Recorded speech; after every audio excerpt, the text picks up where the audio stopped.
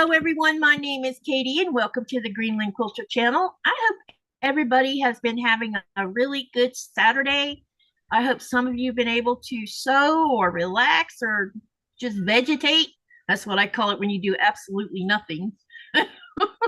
Can y'all hear music, by the way? Everybody has been having a really good Saturday. I hope some of you have been able to sew.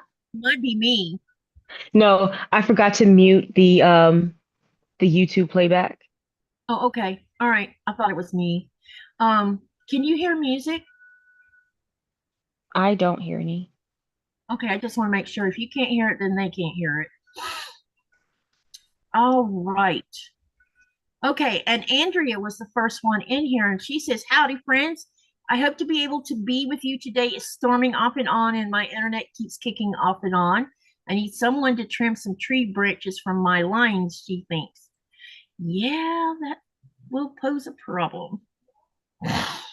Okay, so we have Janice and Chaunda here, and I'm gonna wait till a little more people get in here, and then I'll have y'all do your little ditty for me.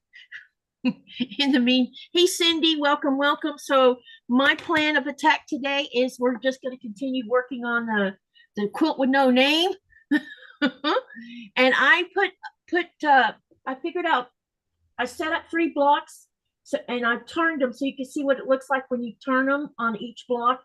And I just have the sashing pinned in between, but it definitely will have sashing in between each one. But I'm hoping that you guys can see, and I'm going to point at what I'm talking about. We have the cornerstone up here, and then I turned the block, and it's down here, and then it's back up here again. So, but if you don't want to do it that way, those of you doing the sew, you can turn it however you want to. It's up to you on how creative you want to be with it. So I'll be working on more of the hourglass so that I can get these 9 patch blocks ready for it, because I have several done. Hey, look at this one. Isn't that cool looking? Oh yeah. Did you sew the individual squares together or did you strip piece it? No, these were 5-inch charm squares that I sewed together and sewed on 2 sides of it and then cut them into 4 patches. Gotcha. And in the hourglasses, I'm sewing it on all 4 sides, then cutting it into half square triangles and trimming down. That way there's not too much I have to think about. Hello, Cindy, and hello, Sandy. Sandy says, "I hope you have a great show as always. Thank you." Andrea says she's been working on writing a certain pattern. We all know what pattern that is, because it doesn't have a name yet. I wrote down a list of names people gave to me so I could do a poll, and then I kind of misplaced a piece of paper. I think we should just call it Katie's Chaos.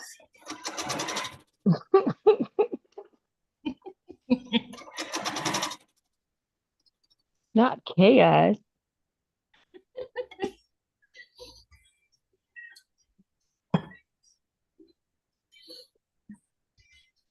I've been putting music on for the last several days just to get my mind off of stuff. Yeah, that helps. It seems like when music's in the mix, I'm gonna try not to be humming or anything because I have music going on that you guys can't hear. Oh. Right now I'm listening to who's singing Nothing Else Matters. Who sings that song? Nothing Else Matters. How does it go? I never cared what they do. I never cared for what they know, but I know. And I now don't there's think I know that song. I normally it's more rocky. This is like a lower keyed one, but I think it's Metallica, I think. Oh, I don't know Oh, it. that would I don't know that explain. one. I don't I only know a couple of Metallica songs. Yeah, this is one that I actually happen to like. But now I like Metallica when they play with the Trans-Siberian um orchestra when they're doing the Rocky Christmas music. That sounds so good. Sunflower says the nameless squares. Jason P says yes, Metallica. Yeah, so I was right. I was thinking it was Metallica, but the song is how can I put it? How it sounds? I don't want to say eerie. That's the wrong word, but it's interesting. But the song is called Nothing Else Matters. I was trying to think of the title.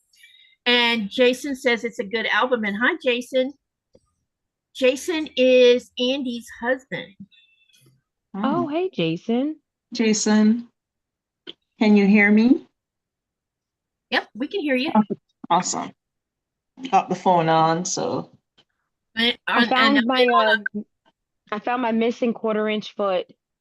Oh, nice. Found it. I bought another one though, and then I found it. Well, you got a backup Now now. you have two. You misplaced it. You'll have It was one. it was in here because I was doing binding, and so Uh-huh. I was taking the binding clips, and I guess I just threw the foot in here, and that's why I Oh, couldn't find it anywhere. yeah. It was actually delivered today. It should be in the mailbox, but I refuse to go outside until the sun goes down.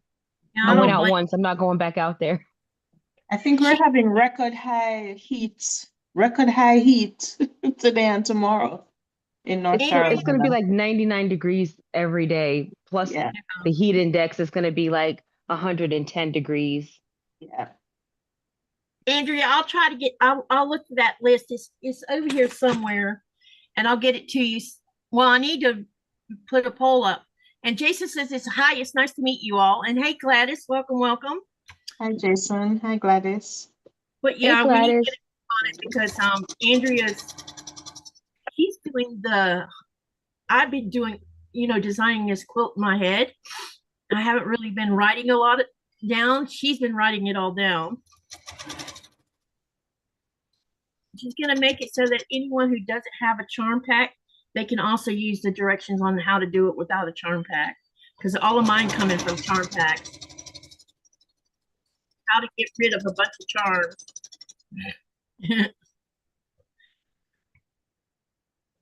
Because I have 141 charm packs. How many do you think you have, Chaunda? Not very many because I don't collect charm packs.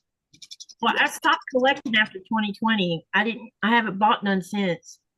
Now someone's given me a couple, but which were batiks. But I haven't bought any. Most of the charm packs that I have probably came in like a subscription box or something like that. I just So super. Yeah, because for the most part, like you need more than one charm pack. Yeah. And Yeah. once I did the math on charm packs versus layer cakes, I'm like, it's just way cheaper to buy a layer cake than it is to buy, like, I can get a layer cake for what you pay for 3 charm packs. So I Yep. would just buy the layer cake. Do you remember this in a sew sampler box? No. It's all white. It's just whites. It's called RJR Studios Miniature Minis.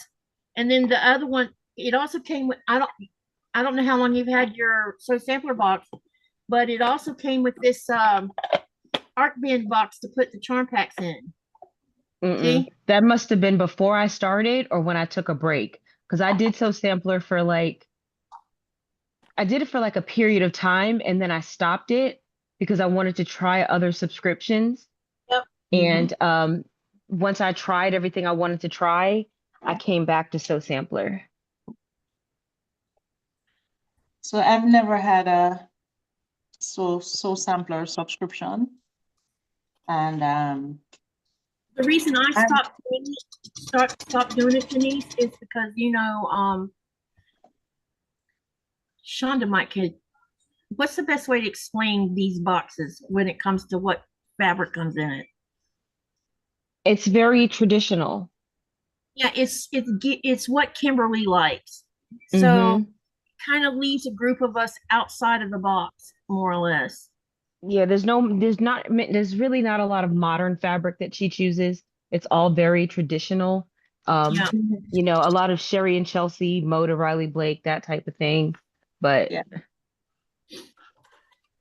yeah. Andrea said she had to write it. She had to write it where it includes yardage or back quarters because she didn't have very many charm packs to work from, and so she was cutting 5-inch squares.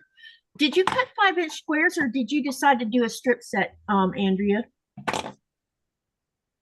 Sorry, I didn't mean to interrupt you for a minute. I just wanted to catch that. Sandy says the temperature in Mobile. Why did I say Mobile for? That was weird. Mobile, Alabama. Now, oh my God, it's 91 degrees and feels like 104. Man, the United States is baking, isn't it? yeah, it is hot. It's hot here, but I know you're like, right. It's not hot there. But we have air conditioning though. So Yeah, Yes, there's yeah, that. At least when we're inside, we're okay. yeah, yeah. yeah. Someone says you're a Florida girl. You should know how to stay cold or cool. And I'm like, yeah, sitting in an air conditioned house. We don't have one of those here, so that's not going to Yeah. happen. I really need to figure out how we can put screens. See, our windows open out, so you have to reach and turn a handle to push them out. And so I don't know how the heck you can even put a screen on it like that. Because I would, if I could put screens on the windows to keep the darn mosquitoes out. I don't mind an occasional fly, but I do mind being chomped on by mosquitoes. Those Yeah. females bite you with a vengeance here, let me tell you. I basically get bit every time I leave the house. Yeah. Yeah, you have to decide what time to leave because Yep. leave after a certain time or before a certain time, you're gonna be food for the insects. Like Weird even thing. like if I go into the office, just going to work, just go into the car, I'm Yeah. I'm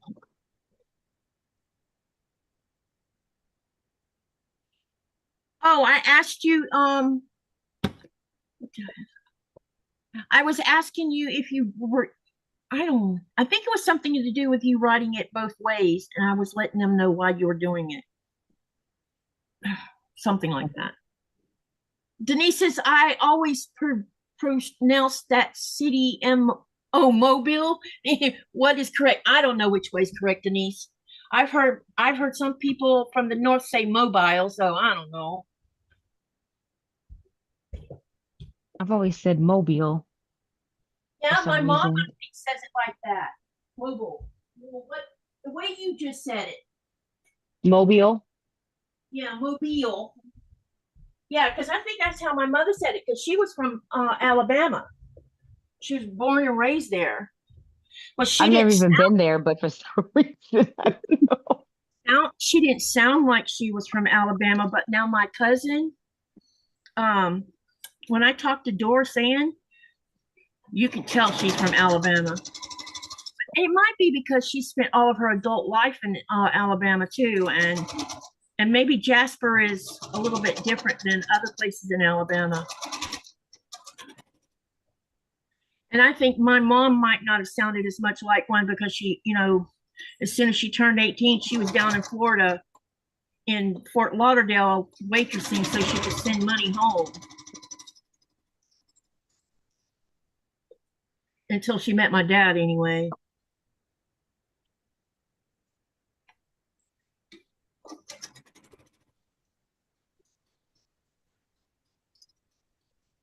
I'm going to try to make a real try because Jasper's about, I think, 4 hours away from Carrollton, I think. And I'm going to try to see if I can't get my cousin to meet me halfway because we haven't seen each other since the day my mother died. Wow, Well, it's a long they came, time. yeah, they came down a day after she passed, or a day or two after she passed, and that was the last time I'd seen them. So she's since lost both her parents, which would be my Uncle Ray, no, Uncle Levi, There's so many of these uncles and aunts in this family.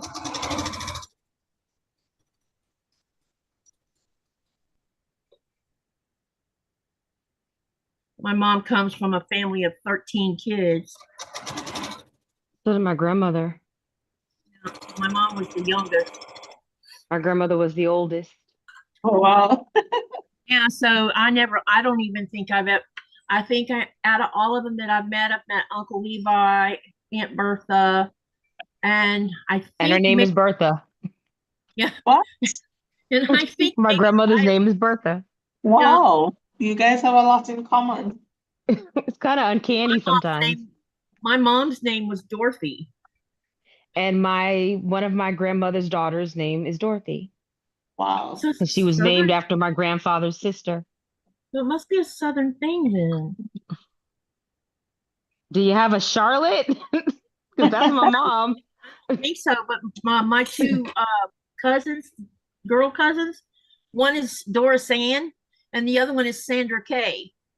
And my other aunt is Sandra.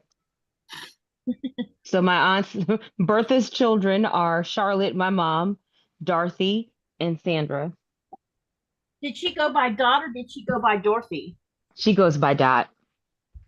So did my mom.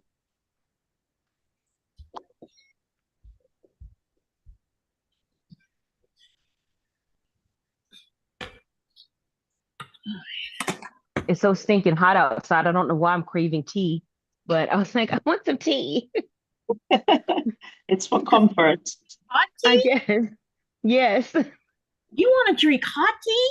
Are you Yes. insane? No, I'm drinking it now. I'm kidding.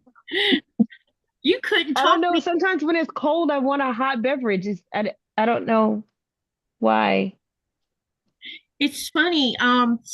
Whenever we go eat at the hotel restaurant, and I'll tell them to put a bunch of ice in my glass, and they're like, and it'll be winter when I'm doing it. They're like, "You want ice in your Coke?" I said, "You bet I do." Yeah. I said, you can move the Florida girl somewhere else, but you can't take the Florida out of her. It's the same for me. I always want ice, even when Yeah. it's cold. Yeah, I have to have ice. Except in water. I don't like ice water. I like my water room temperature. I don't. It's got to be colder. I'm not drinking it at all.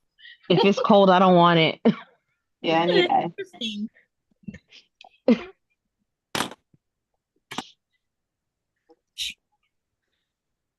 They say it's good for you, like ice water is good for you, like to drink something that's cold and your body has to heat it up, but I Yeah. can't do it.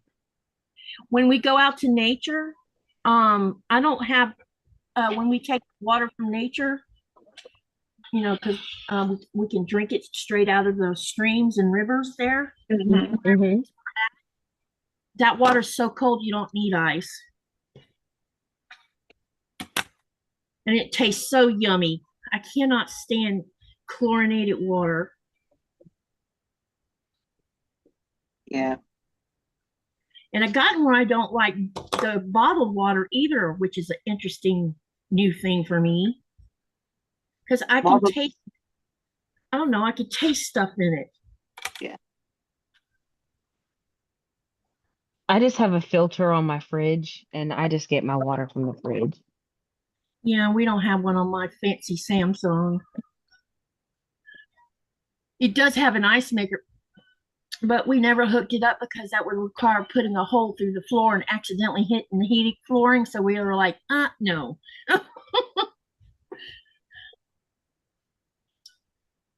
Because that's one of the things he said, do not do any screws in the floor. Don't be drilling a hole through the floor because you will risk hitting that one of those water pipes and then you will have one big, huge headache. And he was right, you would, and it's expensive. Mhm. Andrea had an Aunt Bertha and she passed a few years ago from COVID. Ouch. Oh, my I'm sorry. condolences. Yeah. Oh, Sandy says they say mobile like the way I say it. Yeah, that's how Like my how mom me and Janice say it. did. Mhm. Yeah. I think my tongue has gotten a little different from living over here. So sometimes things don't come out the way they used to come out.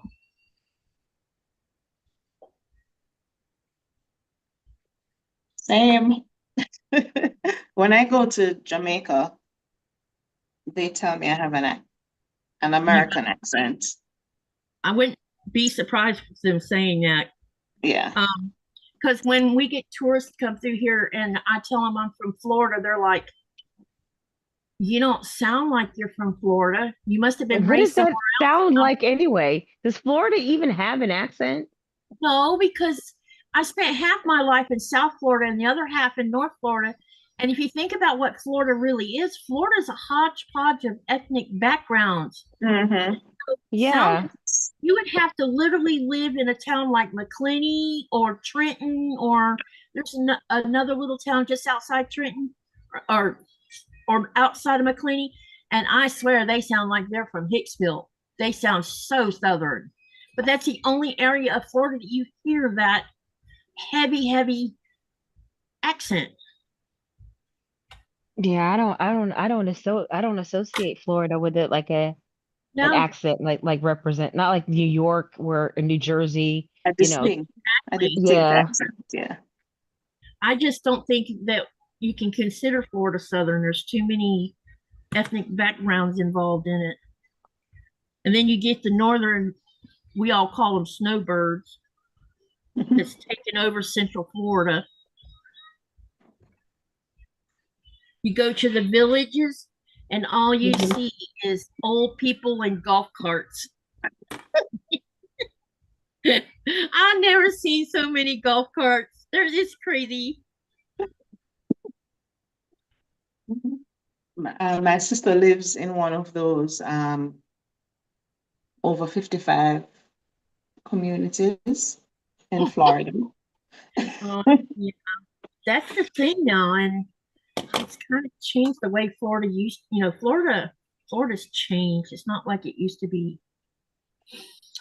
Janice, you sound Jamaican to me. I love to hear you talk. I agree with you, Janice. That's all I hear is that lovely, beautiful Jamaican accent. I'm like, I could listen to you all day. Yeah, I definitely don't hear an American accent, but I could see how to Yeah, like when you go home that's all they can hear. yeah. Yeah. How much of the American slang have you picked up from living in the United States, Janice?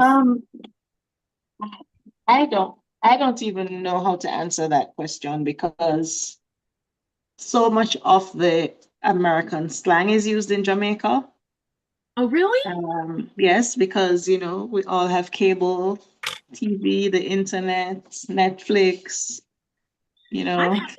I've had to leave so the use of slang out of my vocabulary here because when I say something is slang, I get a blank look. Like, yeah, and then they're like, "Well, what does that mean?" And then I have a hard time trying to explain what it means. yeah.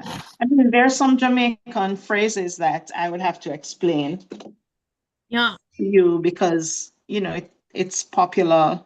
It's understood in Jamaica, but not here. One of the biggest ones was one time I said, "I'm as happy as a pig in slop," and they're like, "What does that mean?" And I'm like, "Well, pigs love to eat slop," and then you have to explain what slop is. If you use the other S word, you don't have to explain it.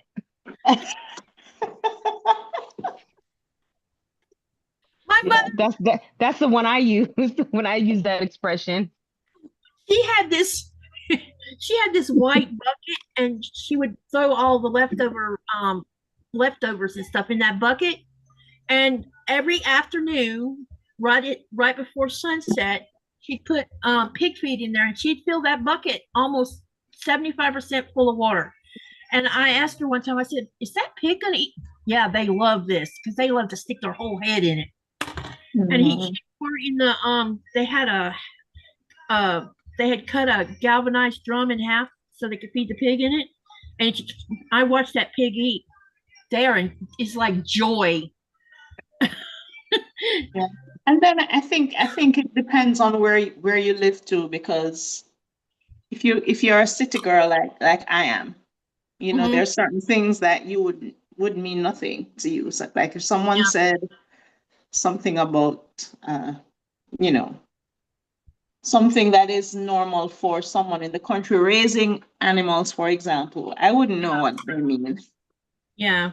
And it's like when someone from the north, I remember when I first met my first northern person when I was in Kissimmee, and he would say use. And Oh one day I said, yeah, Use, yes, that's something that, yeah. that's what is very New use? Jersey. Yeah. Yeah. And he says, it's the same thing as you saying y'all. I'm like, oh. Yeah.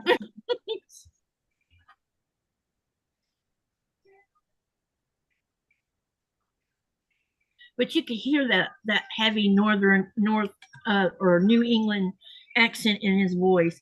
But I tell you who has a really heavy accent, and that is my friend Melanie's husband, Michael. He's Italian, Mm-hmm. and they grew up in, when his parents migrated to New York, they settled down in Brooklyn.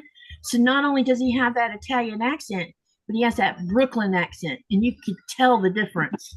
Oh, wow. I love to hear New Yorkers talk. I miss I never really had a strong accent, but I miss what little accent I had. They have a cool accent, and so do people from Boston. One of You my can, good friends is from Boston. that's cool. You definitely can tell they're from there by the way they talk. Mm-hmm. Got that heavy accent. Yeah, hers is toned down just like mine has, just because of what we do for work. Like when Yeah. you're on the phone with people, you have to like dial that accent down sometimes. There's comments about my comment about the villages. First off, Sandra says Florida isn't southern. It began and continues to be a melting pot, and I agree with that because it's full of ethnic. The newest thing that Hmm. started happening in North Florida was people from India were buying all the convenience stores up in North Florida. So, and I think they continued on with buying hotels up there or motels and hotels up there too. Same thing. And then Cindy says, I know about golf carts here in the villages. They drive me crazy. Then Cindy said, or Sandra says, pigs love to roll in mud. They don't have pores, so don't sweat. They roll in mud and water to cool off. They're amazing animals. The smartest animal, Barnyard. I'm New Jersey born and raised, moving to Florida as a teen. That was probably supposed to say raised. Born and raised, yeah.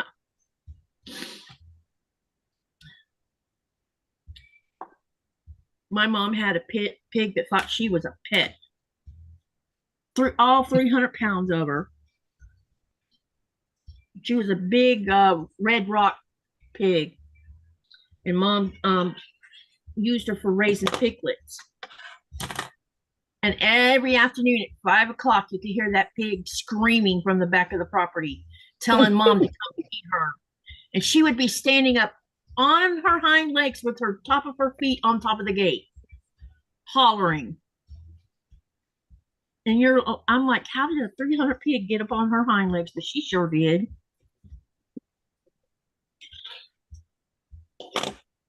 Can't remember what her name was though. I know my mom had given her a name, but I don't remember what it was.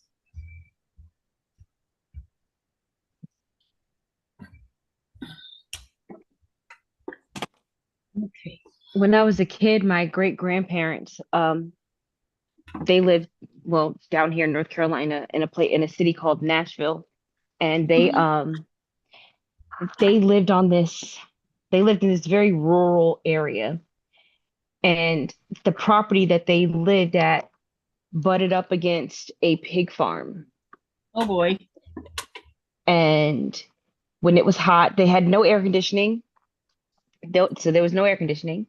And so you kept the windows open to try to get some breeze.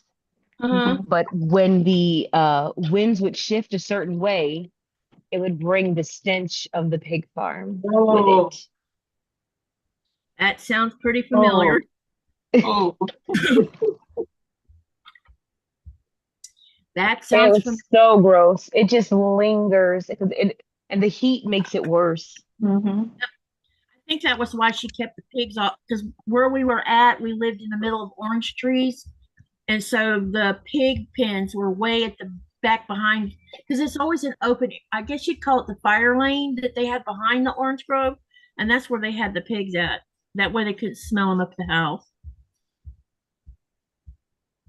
Oh, they smell awful. Yes, they do. And some years we would visit and we would never smell a single thing. And some years, whew, It's it was like when you rough. go to it's like when you go to when I go to Hanford to see my daughter and grandkids. Every time you want to like go to Fresno, you have to pass by where all that cattle is being raised, and the stench is just unbearable. But when the wind comes, you can smell it even at her house sometimes. Yeah, rough. And I'm like, why? I thought I I I don't understand this concept of raising beef on dirt. What, you know, I come from a state where when you see cows, they're on pastures, you know. Yeah.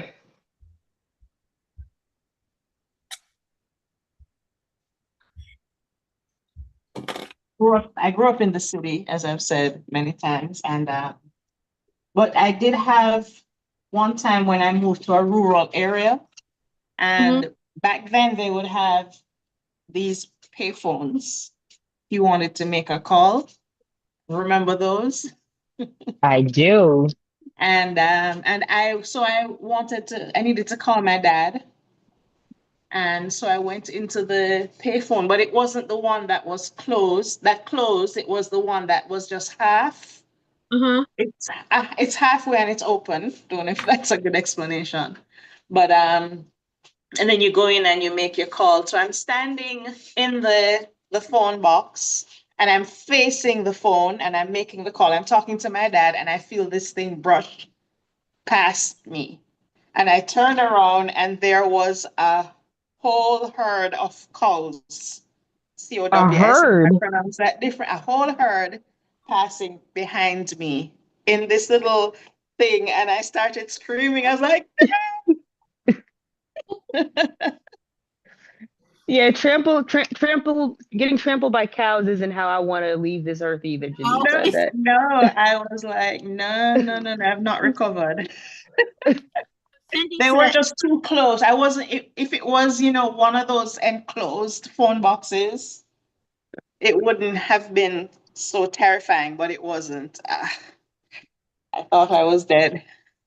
Sandra says, city girl, now living in rural area, love it. Yep, I love living in rural too. Rural. Oh my God, I always mess up that word. And Me send too. and then I love Cindy living. is Well, my email. That doesn't surprise me. I have this idea that I would love living in rural, in a rural place, more rural than where I live now. Yep. And but I really don't know because I've never really Well, experienced it. before I moved here, I was living 18 miles outside of Lake City.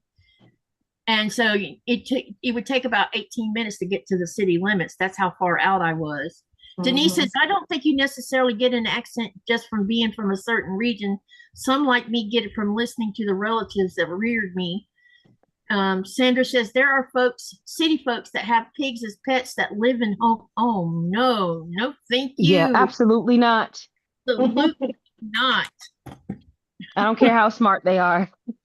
Then Denise says, Chaunda, is your accent from a certain locale? I can't tell where. I was born and raised in New York. But I dropped my New York accent because when I moved to North Carolina, I had a job at a bank and I kept getting feedback from customers that I was rude, or my boss would get feedback from customers that I was rude, and it was the accent. So I changed nothing except I adopted a Southern accent for when I would talk on the phone, and I would have a drawl. Yeah. And once I started doing that, I didn't get comments about me being rude anymore. But people just heard the New York accent and was like, she's rude. So I've kind of dropped my New York accent. So I really don't have much of one. I don't have Yeah, much of an accent at I all. wouldn't have, if you hadn't have said you were from New York when we first met, I wouldn't have thought that's where you were from. Hi, John. Welcome, welcome. And then Sandra says, I have acquaintances acquaintances in a very upscale neighborhood in New Jersey that have pet pigs. No. She says, I will settle for basic pets like cat, dog, and bird. Yeah, like a dog isn't sufficient. Yeah. And John says, I can live rural. I do now. Farm smells don't bug me. You laugh out loud. See, I don't mind when people would come out to my house because I had horses. So, a couple times, because they're not horse people, they say, how do you stand that smell? And I'm like, what smell? And so when I do get to see a horse after being separated from mine for so long, it's like, oh my God, I forgot what a horse smells like. Like the most heavenly smell.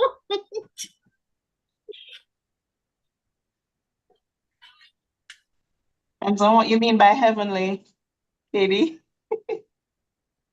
Horses have their own smell, and it's not a bad smell. It's just that city folk don't associate with it because they've never smelled it, so they think it's a bad animal smell when it's not. The only time they would actually stink is if they've been rolling in the mud.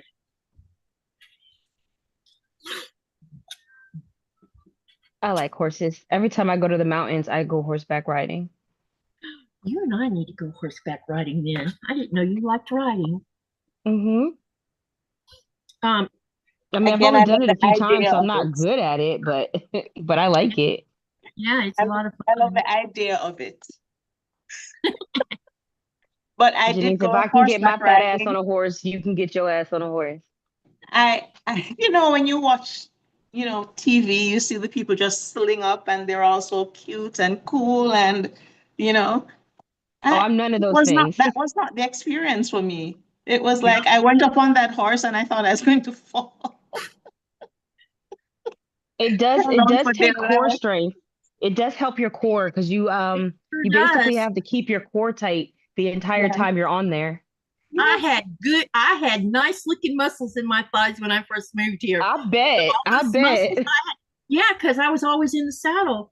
Now, and there's no way you can imitate that exercise to have that kind of core. Yeah. And it's like now it's just jello. Yeah, you're definitely hurting after a horse ride if you're not used to doing it.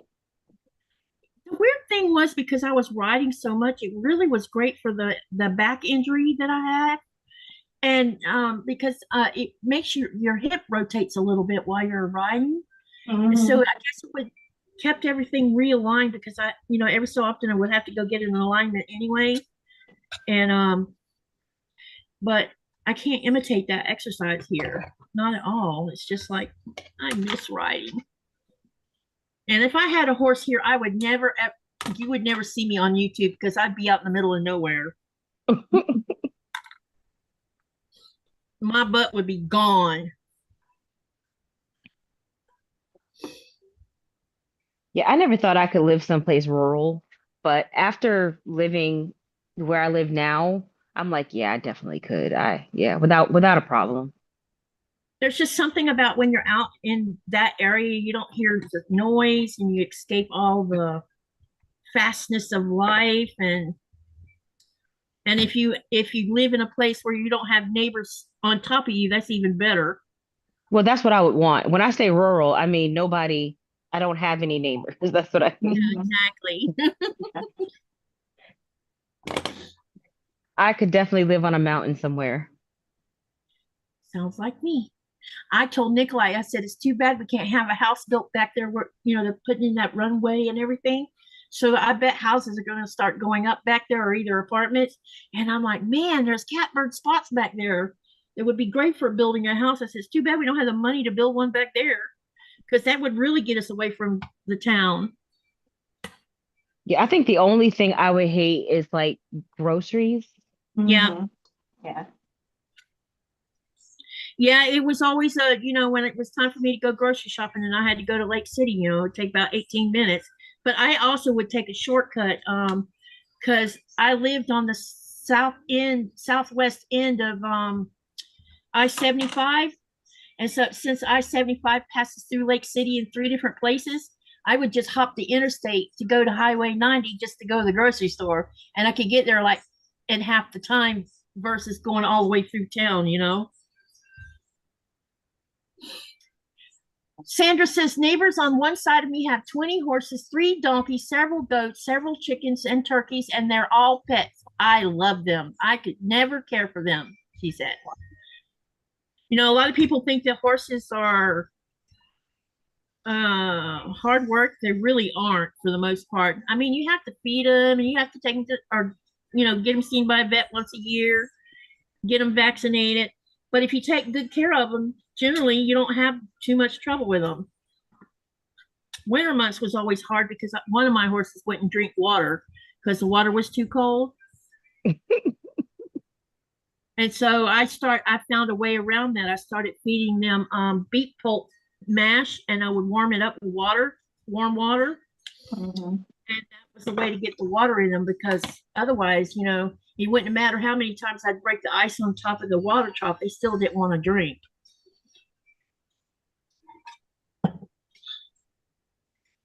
Coming along with these triangles, getting them trimmed down.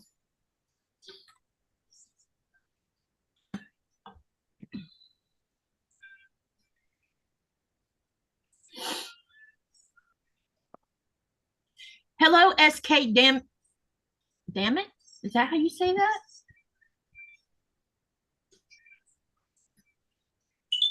Yeah, I guess it is. SK damn. I don't know how else to say that except. Yeah, I think so. SK, damn it. That's an interesting name. Hello there. Welcome to the live. Sandra says, I went from North New Jersey to Miami, Florida to very rural just outside Lake City. I think it's interesting that you live outside of Lake City. She says that was definitely 3 cultural living changes. I never thought I'd adjust to rural living, but I love it. Green Acres. Green Acres is a place to be.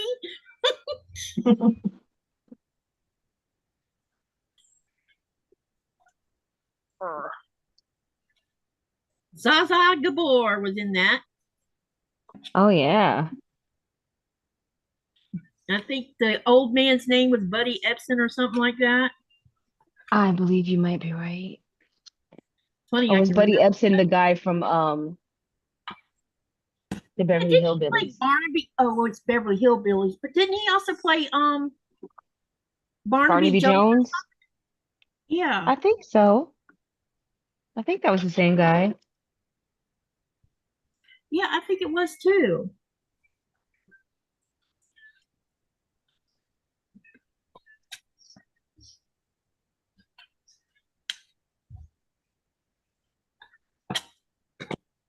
Hey, Bricks. Sorry, that came out of my mouth wrong.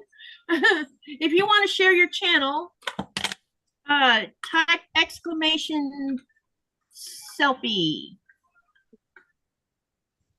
And Robin says, hi, everyone. I've been listening. Y'all know some people stink worse than animals. Sometimes people think perfume and cologne is a bad. I know, right? You got that right. You don't want to get my husband started on that one. Oh, goodness gracious. He gets fired up about people bathing in their cologne. Well, I teach middle school, so just imagine those sixth and 7th grade kids after recess. Oh, musty. Or sports. That's deodorant for. Well, the problem is deodorant mixed with BO is not nice. Bad. Oh, okay, got you. Oh, no. And of course, men have a very sensitive nose, so. Yep, same here. I walked into, where was I at? Yeah, I went to get my medicine Monday.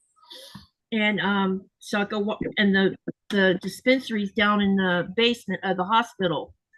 And as soon as I walked in there, I felt my chest tighten. I'm like, uh-oh, somebody's got cologne on. Or they had cigarette smoke on them. I thought I was smelling perfume, though. Or cologne, whichever. Couldn't tell which one it was.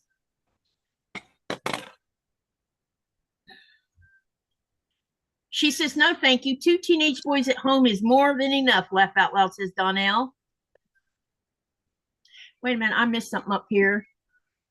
Denise says, there is a couple of commercials using goats screaming. Makes me laugh, but having been booted over a wire fence to get away from one as a child, no thanks to meeting a goat in person. Love roosters. I just can't convince my husband to let me have chickens. I keep getting flat out, nope. We're not even going to discuss it. Nope, that's what I get. Nope. Again, I love the idea of chickens. I just don't know if I have the skill set. And bees. I think what it is we get, because our house sits so weird where it's at, and it always ends up getting buried in snow on one side of it. So I think the reason he keeps saying no is because he thinks that's what's going to happen with the chicken house. And then I wouldn't be able to get out there and take care of them, you know. So he's got a point. I want chicken so bad, but I'm too lazy. Yeah. I'm not gonna want to go out every day and get the eggs. Yeah. There's I'm just nothing better than farm raised chicken eggs. They're I'd yummy. love to have chickens, but it just sounds romantic, I think. Maybe it's like, I just wanted but it for I the know in eggs real 'cause I life. eat a lot of eggs. Yeah. Yeah. You know what my Yeah. mom used to do? She always kept like 2 dozen chickens, and part of them, about 65% of them were females and the rest were males. And instead of going to the grocery store to buy chicken, she just walk out the back door and go get one, hang it on the clothesline upside down, and then do dispatch. And then Yeah, I'm not doing that, Katie. she'd get the chicken off the clothesline and dip it in a bucket of boiling water. Hot and water. then say, fuck the chicken. Yep. Yep. My And grandmother used to tell me about it, but I'll get my chicken from the grocery store. I don't feel like flinging around chickens. John says that is just snow drifting. And Sandra says, I think medical facilities should be respected. No cologne, perfume, cigarettes. Yeah, well, yeah. Getting human beings to follow those kind of guidelines, not going to happen. I mean, they sit there or they stand there at the front door smoking a cigarette, and every time me and Nikolai have to walk through, it just irritates me. Like, I don't want to inhale your secondhand smoke so that I'll get into a coughing fit. Sandra says, no, exclamation mark, no harvesting chickens. I agree, Publix for me. Oh, it doesn't bother me to harvest a chicken. And it's nice to know where your food comes from. Yeah. Yep.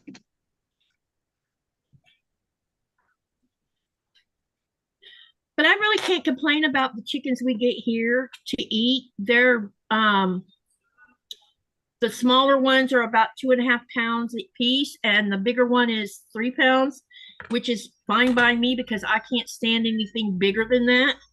And my son, I found out recently from Thomas. Thomas was saying, Mom, I can't find small chickens, not in any of the stores here. And I said, I guess they're 5 or 6 pounders. And he says, Mom, they taste nasty. And I said, no kidding. That's why I don't like big chickens, because they should not taste like that. Little is better. Sandra says it's the law. Where's it the law at, Sandra? Because as far as I know, there was no law about it in Florida.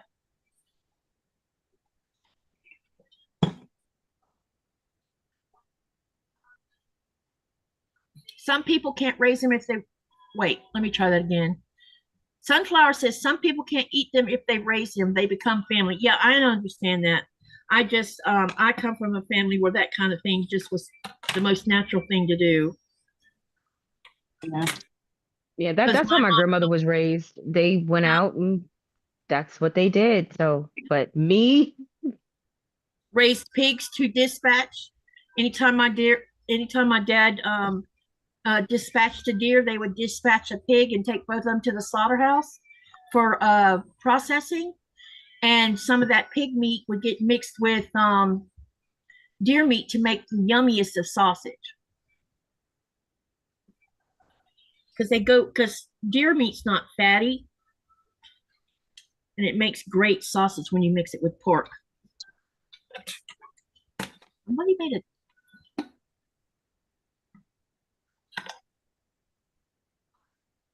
How about bathroom spray? My mother has, um, you know how we all, and you guys can tell me I'm crazy if you want to, but I feel like part of the reason human beings are showing up more and more with cancer is because they use sprays in the bathroom. They have plug-in deodorizers, and you're in scented candles. You have all these things you inhale into your lungs, and I bet some of that, could probably cause cancer. the pesticides in our food don't help either. No, it Yep. doesn't. I mean, there's a lot of things that human beings, if they didn't use them, might stay healthier longer. Oh, Sandra says in the US, no smoking within a distance of hospitals, medical facilities. Well, yeah, but do they police it? No, they don't. Because I was just going to say, I don't think they police it. I see people standing outside all the time doing that. Well, when I was in the States. Hey, Jody, how are you? Denise says there are places in California that you aren't allowed to smoke within 20 feet of, including entrances and exits. I think I saw a couple places in California like that.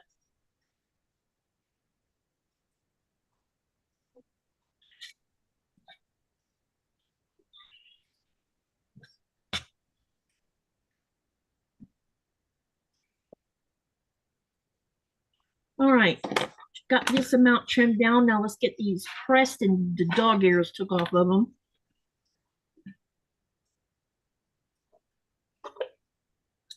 And it's so hot in here, y'all. I'm sitting here sweating. I don't know how you're doing it, Katie. I would not be in good spirits. Yeah, it's got me sweating up a lot. Let me make sure this is the right size.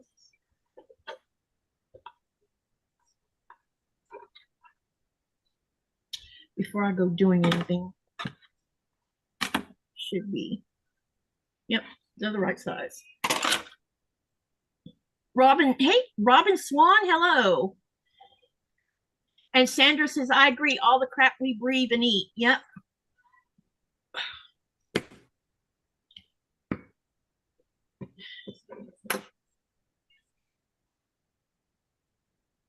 I often wonder that if my asthma would have been managed in a proper way when I was young, if maybe my lungs wouldn't be so bad, you know. Probably You never know. because there's scar tissue in your lungs every time you have an asthma an episode. There's this. So.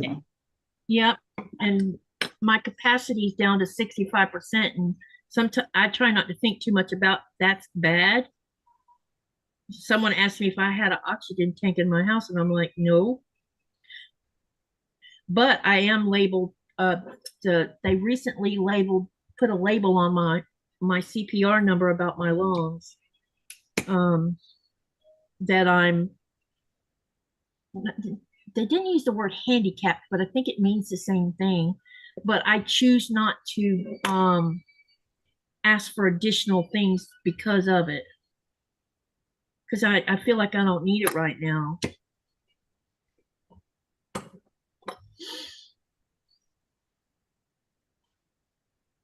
The longer I can postpone that kind of thing, the better, you know? And the fact that they're fixing or they just added COPD on there is like, uh-oh.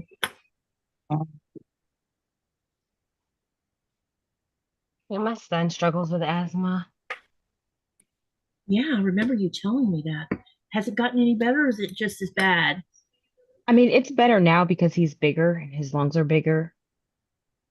So it's not as bad as we don't have to go to the hospital anymore. Well, that's good. So And asthma is always worse at nighttime versus daytime. Yes. Why? yeah. Why is that? I think it's something to do with Probably when the it's time fall. for you to rest and stuff. Your body's um does like a little shutdown sort of. Yeah. You're supposed to be relaxing and sleeping, but when you lay down, your lungs are like, I don't know. But it's always worse at night for kids. Sometimes it's worse at night for me too. So Yeah. Both my kids are asthmatic, and every time they got sick when they were younger, it was in the night. Every single time. I was like, you were okay all day? and now, yeah, exactly. It's like it's something that your body, oh my God, look what I've done. You see those polka dots? Mm-hmm. Mm-hmm. They're on the outside. Oh, Oh, you sewed it raw. You sewed it right side out instead of right sides I together. did. So now it's like the wrong side's on top. Aw, that means that whole thing is like that, darn it. sorry, Katie. Well, crap. Do I leave it like that or do I undo them and fix it? It'll probably bug me if I don't fix it. Most U.S. medical facilities have designated smoking locations near secondary entrances. Hey, Lisette. Back in the 90s, we were trained not to wear heavy scents in the medical. Well, yeah, because some of us are allergic to it. Senator says where I live, they do University of Miami, Jackson Memorial, University of Florida. No Florida hospital cancer centers. I've been a patient each seriously enforced. Most folks are respectful. Then things have changed a lot since I don't live there anymore, so I don't know what's changed and what hasn't. Sorry, it's the heat's fault, said Sunflower.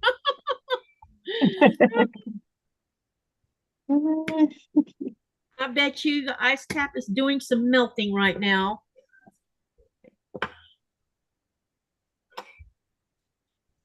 That big old iceberg that was up against that little village, it's finally back into the ocean now. It's not freaking everybody out thinking it's going to cause a tsunami for the village. So everybody's safe and sound.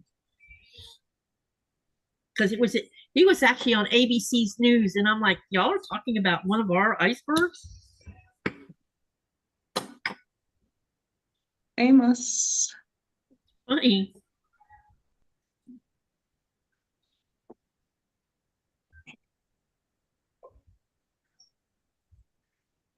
Sandra says, Denise, that's everywhere medical. It should be. Some people have serious illnesses.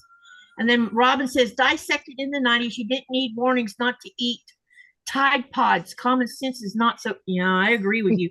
Tide Pods. I'm like, what?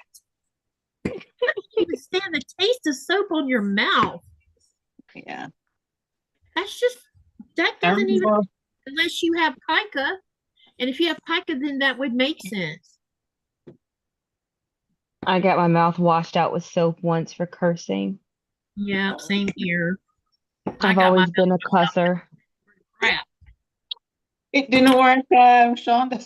It did not. It just made me be more careful about people hearing me. Yes. Well, the other day when I had a live, we were talking about how people treat each other, and I accidentally, before I even thought about it, the F-bomb came off my mouth. And everybody said my face and neck turned really red. I haven't dropped the F-bomb on camera yet, so. Well, try not to, because it's very embarrassing. It's just I don't like people being mean to other people, and it gets me old. Riled up. Riled up. Riled up, and that's why that word just came right off my tongue without me even thinking about it. Because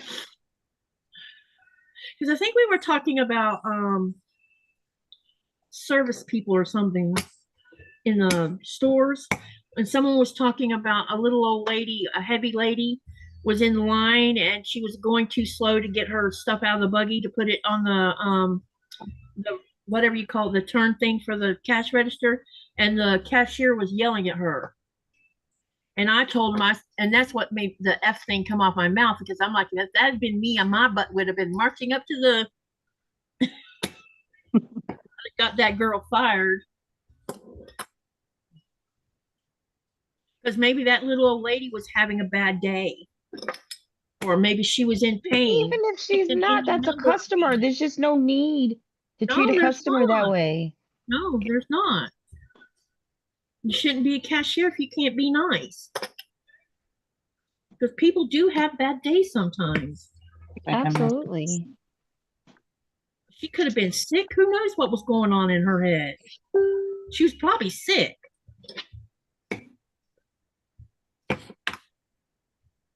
Can you get the TV show Lego Masters up there? It is on Fox Network. No, I wish I could. Is there any other way of seeing it besides through Fox, Denise? Look for it on YouTube. Yeah, I'll do that. Let me write that down so I don't forget. Lego Masters. I didn't know that was still on. I used to watch that with my son when he was younger.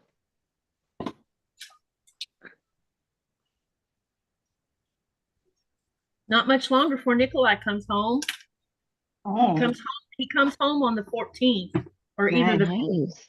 Yeah, so not too much longer. He told me 2 weeks ago he was already ready to come home.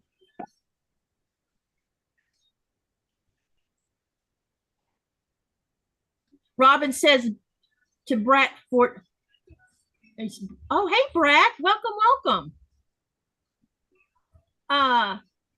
She says, I think we need to revert back. What did Brett say? We used to call not warning people survival of the smartest.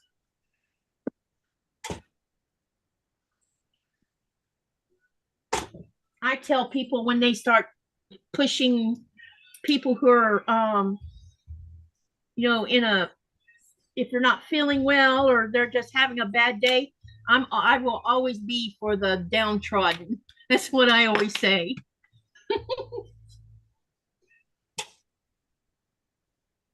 Come on, Iron, wake your butt up. He went to sleep. I hate that. John says, half a month away, Katie. I liked that video he had of the sun up like a moon at 12:15 midnight. Laugh out loud. Yeah. He has a catbird seat because he's out there where you can actually see nothing but the distant horizon, and that's it.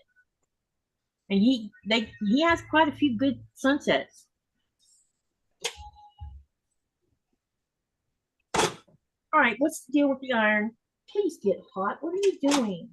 I need you to get hot. You don't have a backup.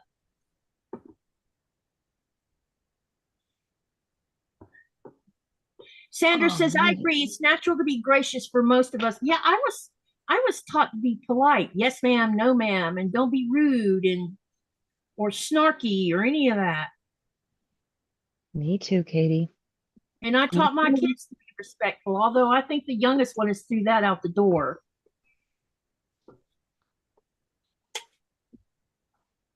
But I think part of it's because she works in a lockdown mental hospital, and she sees all kinds of stuff in there because they are predators who have served their sentences, but they can't be turned out into society because they would just do it again because of mental issues.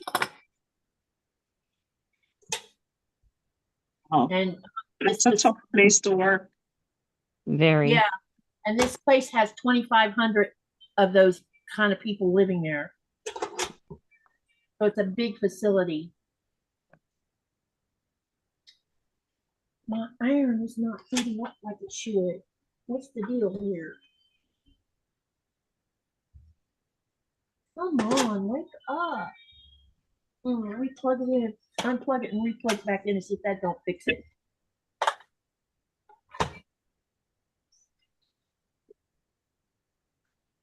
Anders, wait. Sandra says exactly, no excuses.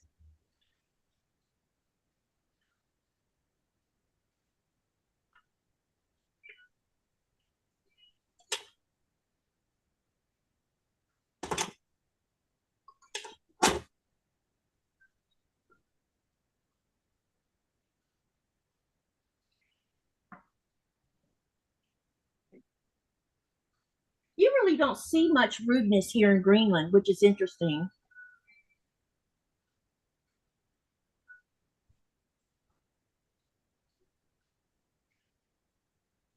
I guess about the most thing, if you wanted to call it rude, would be children not being respectful of other people's dogs.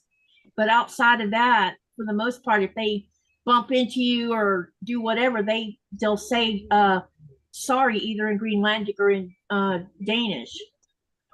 That's good. Do you speak Danish as well, Katie? I can read the Danish, but I mostly practice my Greenlandic.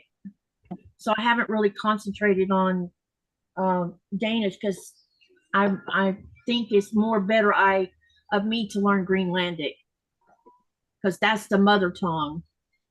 Yeah. Greenland or Danish was a colonization language. And there's discussion about them switching the order of what language we're talking, because right now it's Greenlandic's first, and then Danish is introduced in the second grade, and then English is introduced in the fifth grade. But now they're talking about switching English to second grade and Danish to fifth grade because English is an international language that a lot of countries teach as a second language. And if you have tourism coming in and out of your country, it's good to know the language because a big majority of people understand English. Now, we get German ships where I have to have a translator because a lot of the older generation doesn't speak English at all. So I always have a translator. Denise says the glory of being a customer facing or being a customer facing or a telephone customer service rep is the hold button. Hold on, please, while I get your records. And then Brat says, Katie, I grew up in a generation that rode in the bed of a truck driving up north. Well, see, I know we did too. In fact, my mother hit a deer while we were in the back of a truck. But I'm a true believer that kids need to be in seatbelts and dogs need to be in dog crates when it comes to trucks, because all you are is a flying missile. I agree. I grew up in the no seatbelt age a bit, but I we wear seatbelts around here. Yeah. I thought about, it took me a long time to get where I was okay about wearing a seatbelt, but it makes total sense if you want to live. Stop. Yeah. One of my cousins passed away like that. He was 15, I was 14. He was like a brother to me. And he was in a car, passenger, and did not have his seatbelt on, and he was thrown. But everyone else lived. So if he had had a seatbelt on, he would have lived. Yeah. Yeah. And so after that, I never played about seatbelts. Yeah. That law is for a reason because they were having too many people dying without them. Now, I don't know if they enforce about children riding in the back of a truck these days or not, but I never would let any of mine ride in the back, and my dogs were always crated, and the crate was fastened down to the truck. Because I knew someone that was a member of the dog club, and they just would ride their dogs in the back of the truck to the dog club, and one day they got in a wreck on the highway, and their dogs got thrown out of the back of the truck, and they got hit by other cars because they were on a highway. Jeez. And I'm sorry, but I don't think I would want that kind of trauma. Yeah, it's just such an easy thing to do that I just don't understand the value in not doing it. Yep, exactly. And it's a heckified ticket if you get caught. It's expensive. Yeah.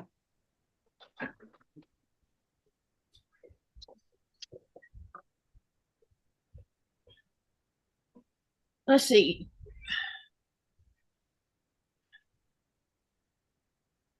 There Maybe wasn't much of that. Oh, sorry, Katie. Sandra says, Denise, hold please while I scream. And Sandra says, respect is what it's all about. Respect, dignity, and class. Yes. And Robin says, I'm generally respectful of everyone, but not so much if you cross the line. Well, there's only so much you can tolerate before you have to stand up for yourself, you know? Oh yeah, I don't tolerate disrespect. I'm very nice unless you're not nice to me. If you're not nice to me, it's gloves off, baby. Yep.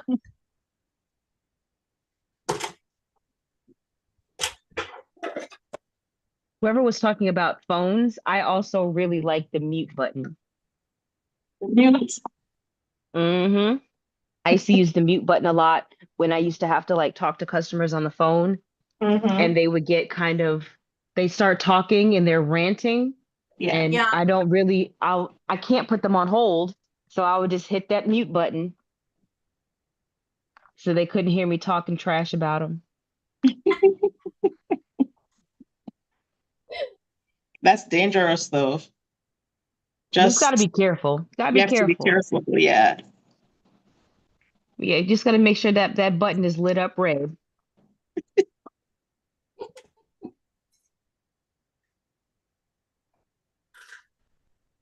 Because I used to let them vent, because usually if I let them talk and I say nothing, they start feeling kind of stupid because they're Yeah. arguing with no one. Yeah, they calm down. I remember when I worked for Dell Computer Company through a subcontractor, and you would get someone that was really angry about their computer, and one of the things they wanted us to do is when you get someone like that, let them rant for like the first 2 or 3 minutes, let them get a breath, and then Yep, that's right, Katie. Just let them go. They'll calm themselves down. because once they get over the screaming part, then they usually will be ready to talk. Unless, of course, they're calling you names, and then that's a whole different thing. Oh yeah, no, well, I don't allow that. I don't care if you're my customer or what. You're not gonna disrespect me. I don't care who you are. Yeah, if you're gonna call me names, we're not talking. And I have hung up with people. Like I'll be like, the way you're talking to me right now is not acceptable. So I'm gonna hang up, and when you're ready to speak in a more professional manner, you can call me back. Yep. Click. Yep.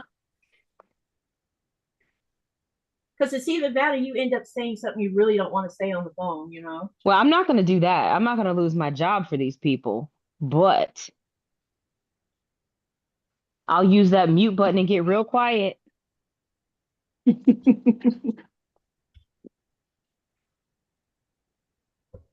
used to hang up on my sister because she'd get on one of those name calling kind of rants. And I'm like, I really don't want to listen to this. And she'd keep on going. So I just like, I'm hanging up. I do that too, Katie. If I'm on the phone and somebody starts cussing, oh yeah, deuces, click. Her anger, when she's angry, it just rolls like a tidal wave. And it's like, there is no stopping it when she's like that. So it's like, click. Whenever you cool off, call me back.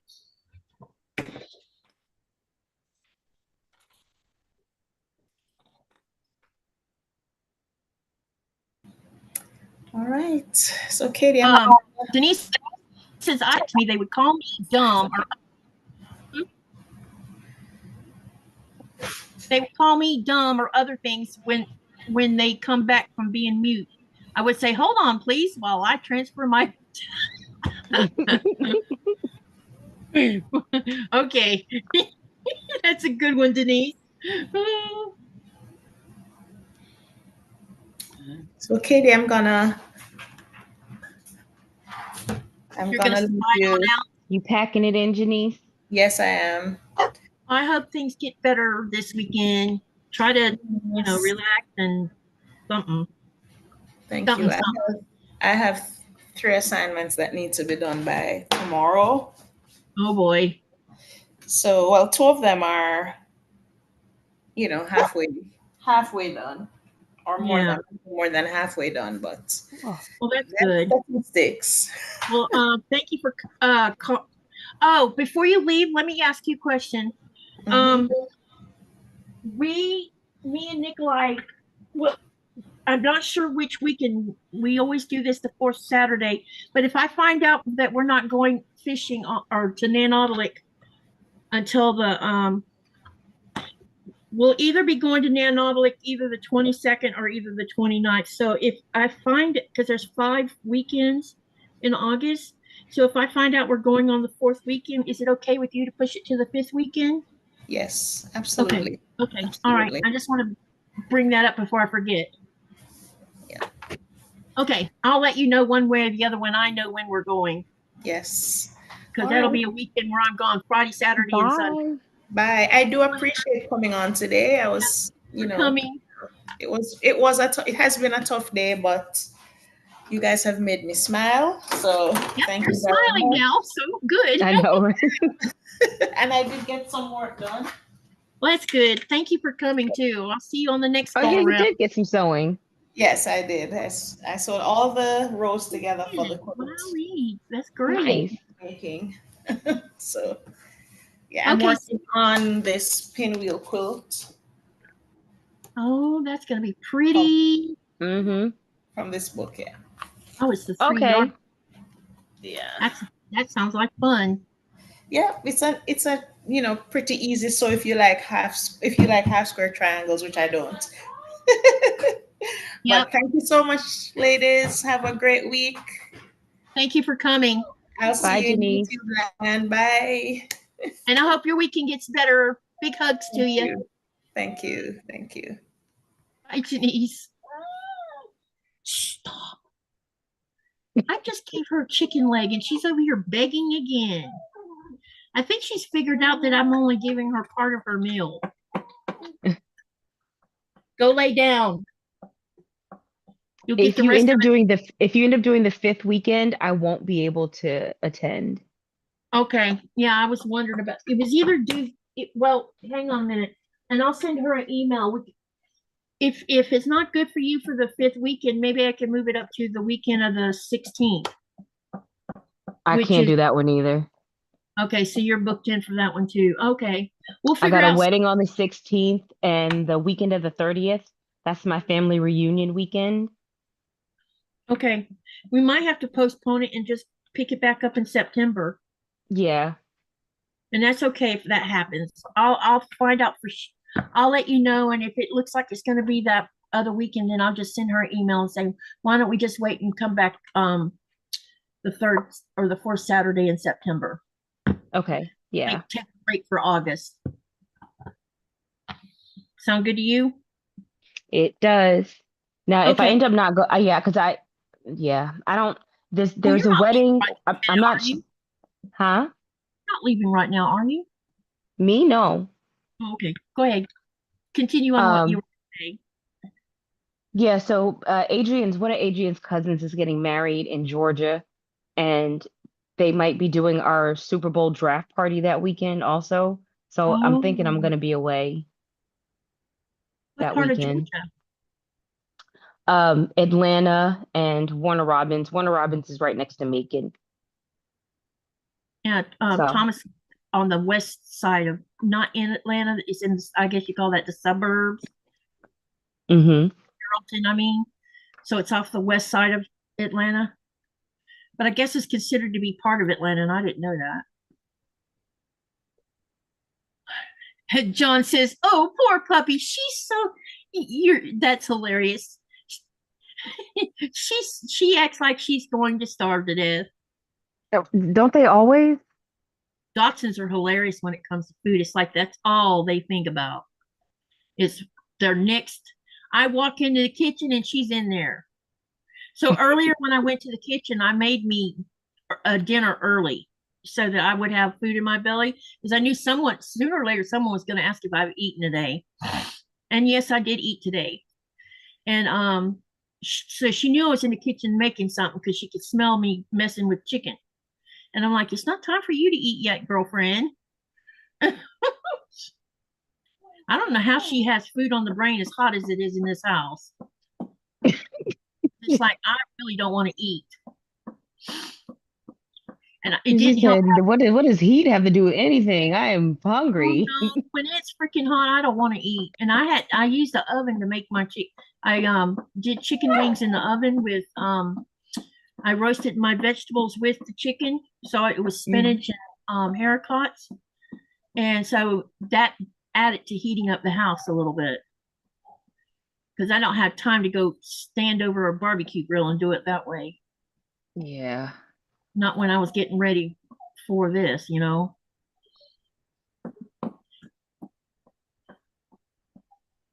Sandra says she wants to say hello. Do y'all want to see her? I can put, come here, you. And don't scratch me, all right? This is Nora. Oops. Hey, Nora. Like, I'm gonna get. You see that tail? It's always going. Yeah. She's cute though. Yep. And she's a little fatty too. Nora. When I get my if you know when the craft room gets done, we have a small chair, like a little living room chair. And I think I'm gonna put it in the craft room and put a rug up underneath it so that she could jump up on the chair and sit in it. And then when I'm having lives every now and then, maybe I could turn the camera around so y'all can see her. Oh. Because I think that would be cool. Nice. Go lay down. No, get down. He's like, dang it, Mom. You hear her tail hitting something? Mm-hmm.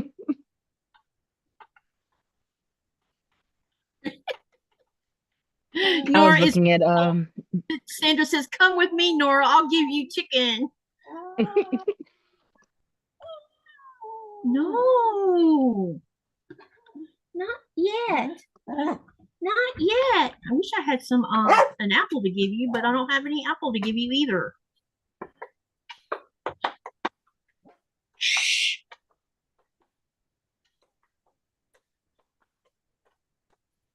I was looking at dogs to adopt the other day. I want a dog so badly.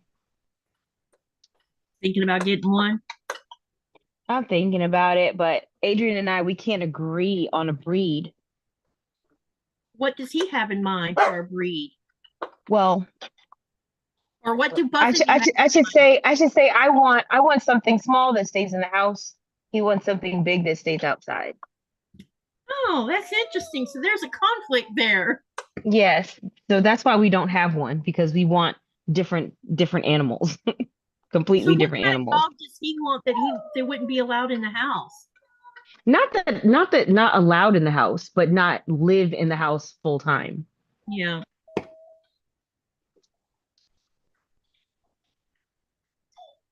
Sandra says the baby is crying. Does she like carrots and green beans? Yes. Let me go see if I have carrots in the refrigerator. Be right back.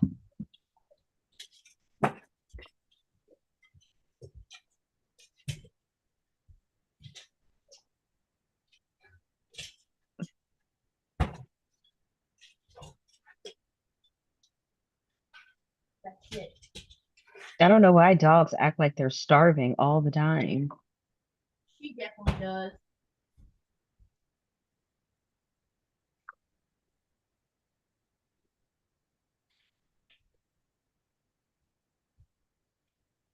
Oh, You would think I was starving her half to death, but if you looked at her, you'd see that she wasn't starving. she's she is built like a little tank.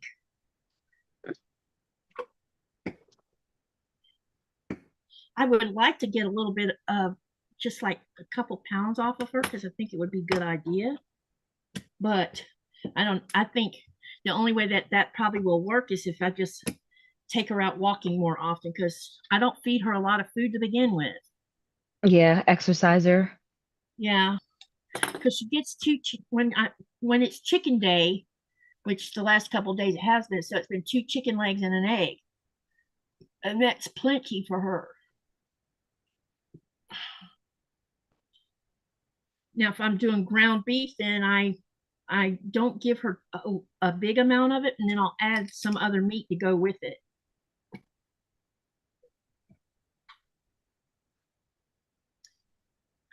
A tank with fuzzy, floppy ears, says John. Lisette says, my guys stay in the house and they outweigh me. Uh-oh, she's got big dogs. Kind of like when I had Coda, because Coda stayed in the house too. You know what, Sandra?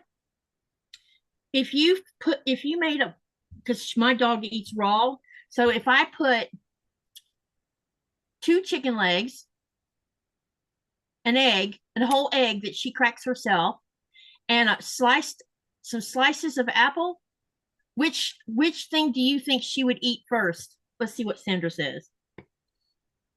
Which one do you think she would call the most high value food and eat it first? I'm going with the apple. So Chaunda says the apple.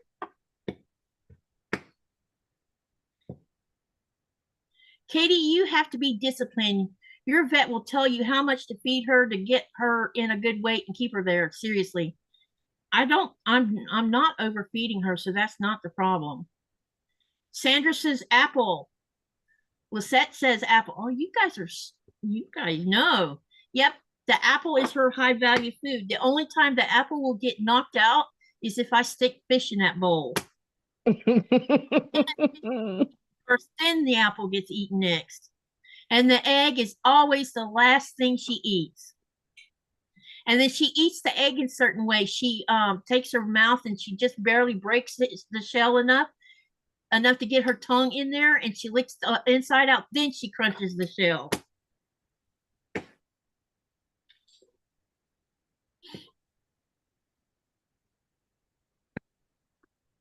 She definitely has a way of eating, that's for sure. When I had Huskies, it was their choice. Their kennel was connected to the house with a pet door, says Brett. We're getting close enough that I can start sewing these half triangles soon. Fish over apple, laugh out loud. Yeah, especially if it's salmon. When we have salmon, take salmon out to make, we don't even have it out in the kitchen 2 minutes and she's already in there begging because she can smell it.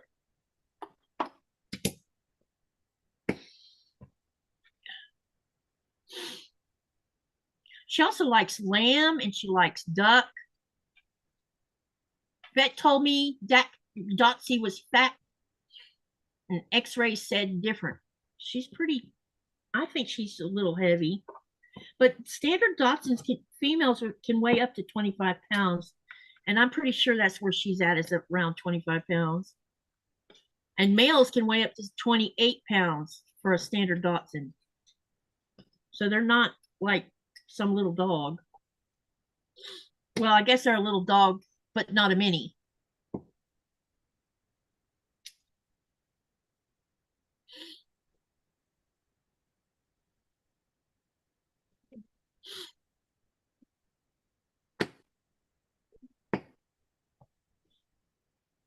I have lots of dog ears, or I mean clipped ears from my half square triangles all over the top of this table. I got a big mess going on. She knows what's good for her fish and veggies and fruits. Yep. When we go out to nature for a walk, she'll graze on crowberries and blueberries.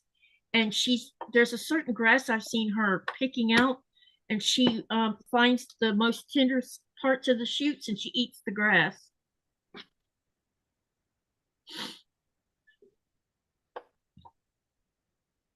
Jeez, my shoulders are already tight. Is your sewing machine higher than you are? No, I think Or it have sits about right. I think I could probably lower it a tiny bit, but yesterday I was in pain all day long. And when I got up today, I was still a little bit pain, but not like it was yesterday. Yesterday was really bad. Every time I moved, it was like,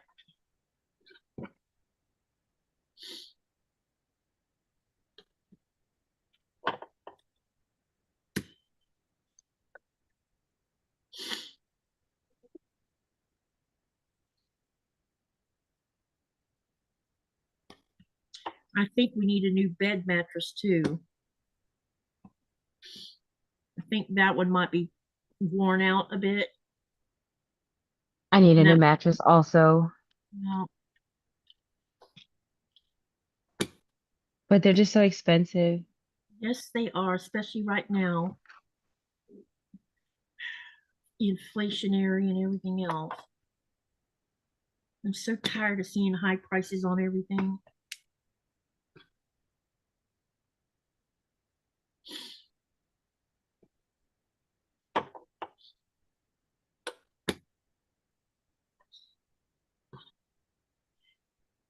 Sandra's leaving. So I'm going to say good evening. Have to run. This was fun. Thank you for coming. Hope to see you again soon. Good night, And Sandra. good night, Cindy Surratt. And Lisette says, my guys love their carrots, celery, and apples. I didn't know you could feed dogs celery. That's interesting. Well, celery is related to carrots, isn't it? Same family or something? I know I don't know. Lisette says she stands at her machine. She has it set up on a cutting table. I want a desk where you can make it go up and down. So when I do want to stand up, I can't. No, I've already fed you, nothing else.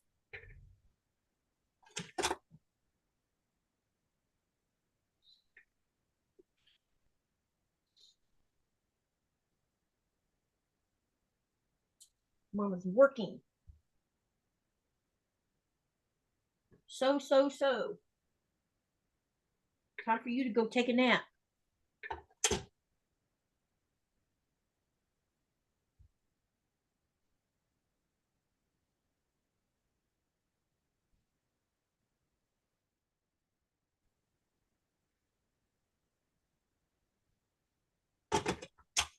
There's something wrong with my iron, I think.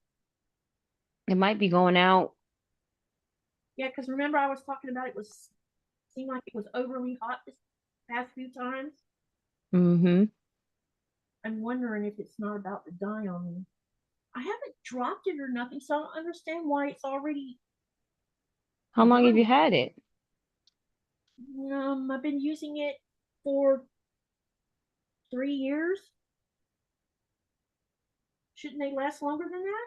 You should get more than that out of an iron, but you never know. Sometimes, you might just get a dud that dies a little quicker. I mean, I've never even put water in it, so I can't imagine why it's to fall. See, Okay. it's just a Yeah. Or it could be something if it's one of those cordless, right? yeah. So maybe try unplugging it using some alcohol and cleaning the connectors. Actually, that's probably a good idea. I'll do Maybe that. I don't know, maybe something, I don't know, maybe like some lint or some kind of starch, maybe. I mean, that might not be it, but it can't hurt. You're right. I'll have to do that tonight after I get off the live. See if that doesn't help. Because I was thinking maybe I should wipe it down.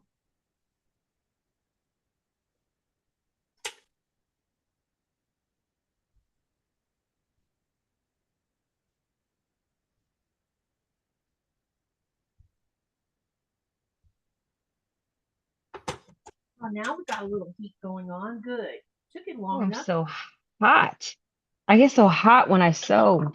Lord, Do you think it's the lights or the iron or something like that? 'Cause I don't know. Potter when we sit down and sew too. Hey, Fever Dream, how are you? But Katie, you said all those delicious words. Yeah, I did. And some of those words, she knows what they mean.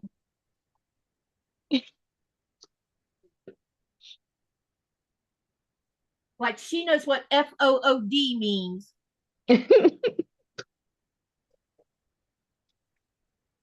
I'm never on Facebook, but I was on there for a minute today and I saw a video of this man with his dog. And I guess he's a popular channel, but he was saying that his dog has learned to spell. Yeah. So when he says, so when he spelled WALK and RUN, and the dog definitely knew what the heck he was talking about. Yep. Nikolai said it won't be long and she'll know what that WALK means too. Because she's starting to understand it, I think. She's a very observant dog. Like this morning, you've heard me talk about I have a gate between the front of the house versus this side of the house. So I close the gate at night so she's not, because she's inquisitive. And I don't want her in here being inquisitive. Put it that way. So I went through it today and I didn't want her, and all I was going to do is go in the kitchen and make food for the oven. And I didn't want her under my feet while I was doing the chicken because she could smell it. And sometimes I, will trip on her. So I closed the gate, or thought I closed the gate. She saw that I didn't make it fall into the track. And I hear this click. She comes walking right through because she noticed I didn't fasten it right. I'm like, you turd. You notice everything.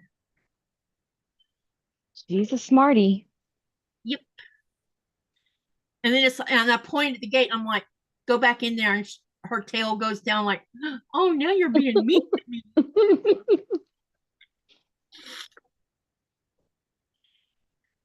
Fever Dream says, I'm okay. Just been animating. Yeah, I need to come catch up on your playlist again. I keep watching all his playlists and I run out of things. It's like, I'll wait till he updates again, watch some more. He puts up these black and white movies, and some of them I've seen before when I was a young kid, Mm-hmm. I remember that movie or TV show or whatever it was. Like he had a few with the Lone Ranger. Oh yeah. And I also had some Tarzan ones, I think. Those were Tarzan.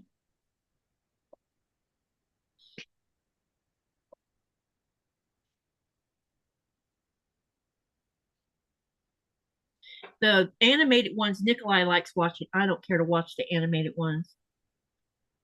The ones like Bugs Bunny Roadrunner Hour, those ones.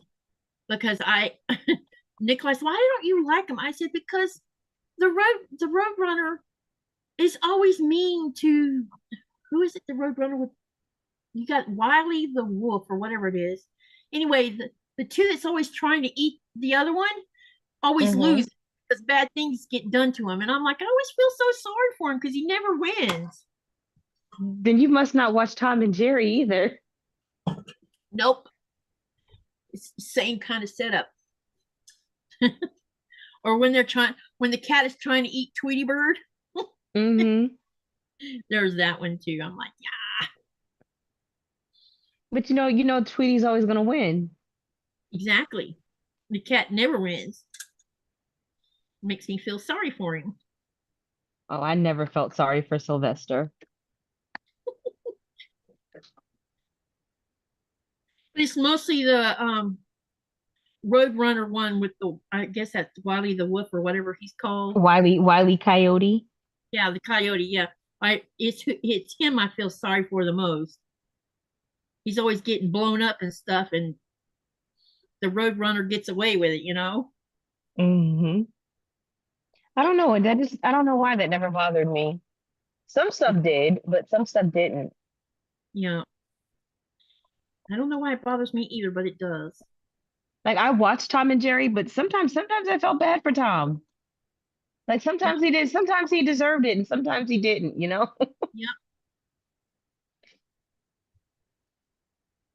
Ooh, we got lots of pinwheels. I mean, hourglasses to sew now. Getting them all lined up here where I can just start chain sewing them.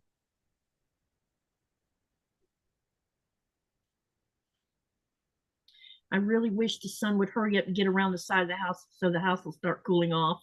It's hot in here. I bet. What time is it there? 9:20. So it's, and the sun's like right here. So all 9:20 this, p.m. yeah.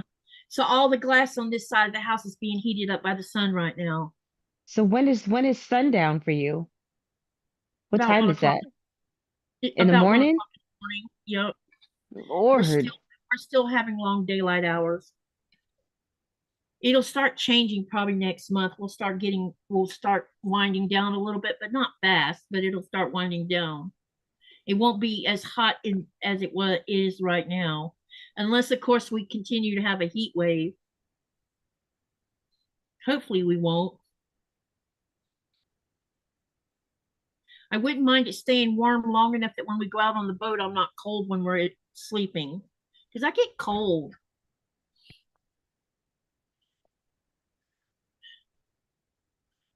And it's like, honey, can you slide over here and warm me up? I'm freezing.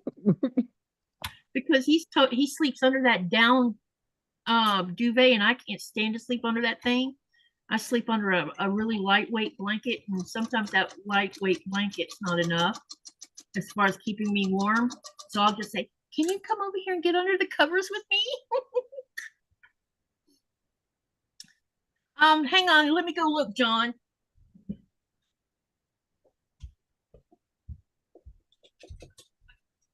Oh, these blocks are so big.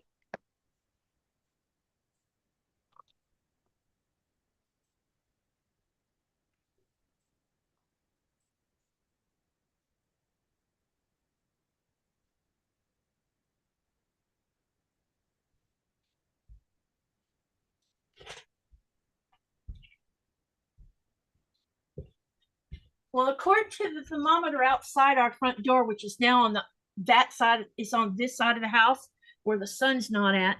So let me see what that is in Fahrenheit. Hold on. 10 degrees, or it says 11 degrees Celsius. So let me see what that is in Fahrenheit.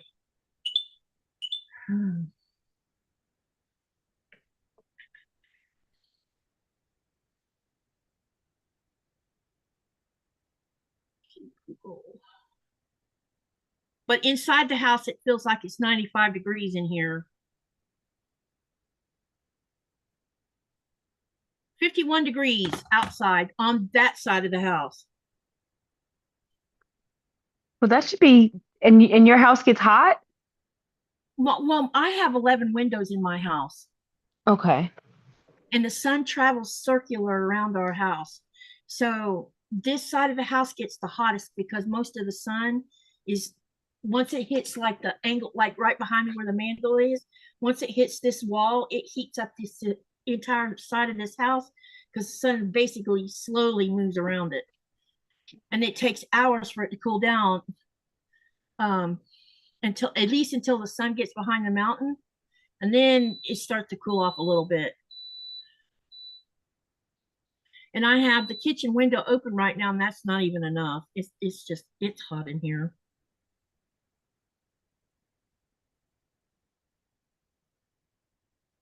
Make sure I don't mess this up here. Okay. Hi, Sherry.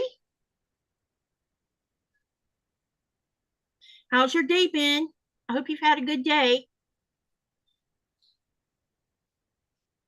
A Greenland house is built like a greenhouse. The sun enters and the heat doesn't leave. Yeah, it's built to stay warm. Exactly. You know, the walls in our house are this thick. Wow. Yeah. Because it gets that cold? Yep. The only time that I can tell a temperature difference during the winter months is because the way our house sits, and because we live on the lake, and the north is kind of like at the direction that's on the corner of our house. So when we get what they call bitter rock or foam wind, it will last for several days, and that wind comes from the north, and it will drop the temperature on the north side of our house by like 10 degrees.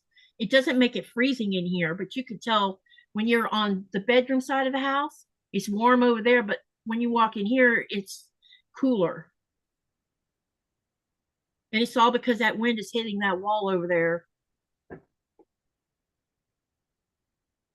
But the house stays warm enough along with the boiler room. Zaza says, Katie, your house is like mine, meant to retain heat. Yep. And it's retaining heat right now, for sure, for sure. Do you have a Greenland Quilter email? Yes.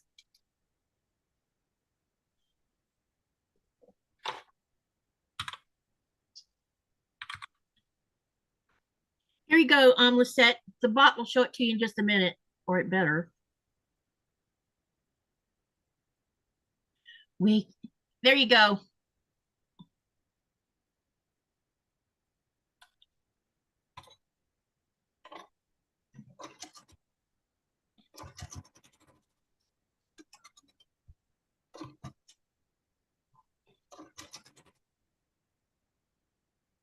Okay.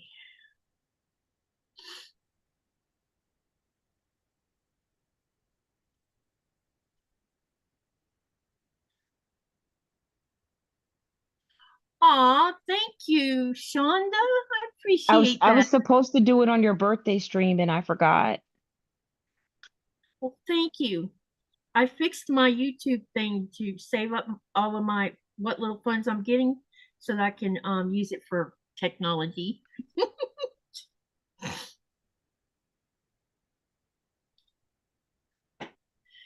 Sherry says it was busy. Hubby and I took all the glassware, washed everything, and the inside cabinets had a big box for donation now.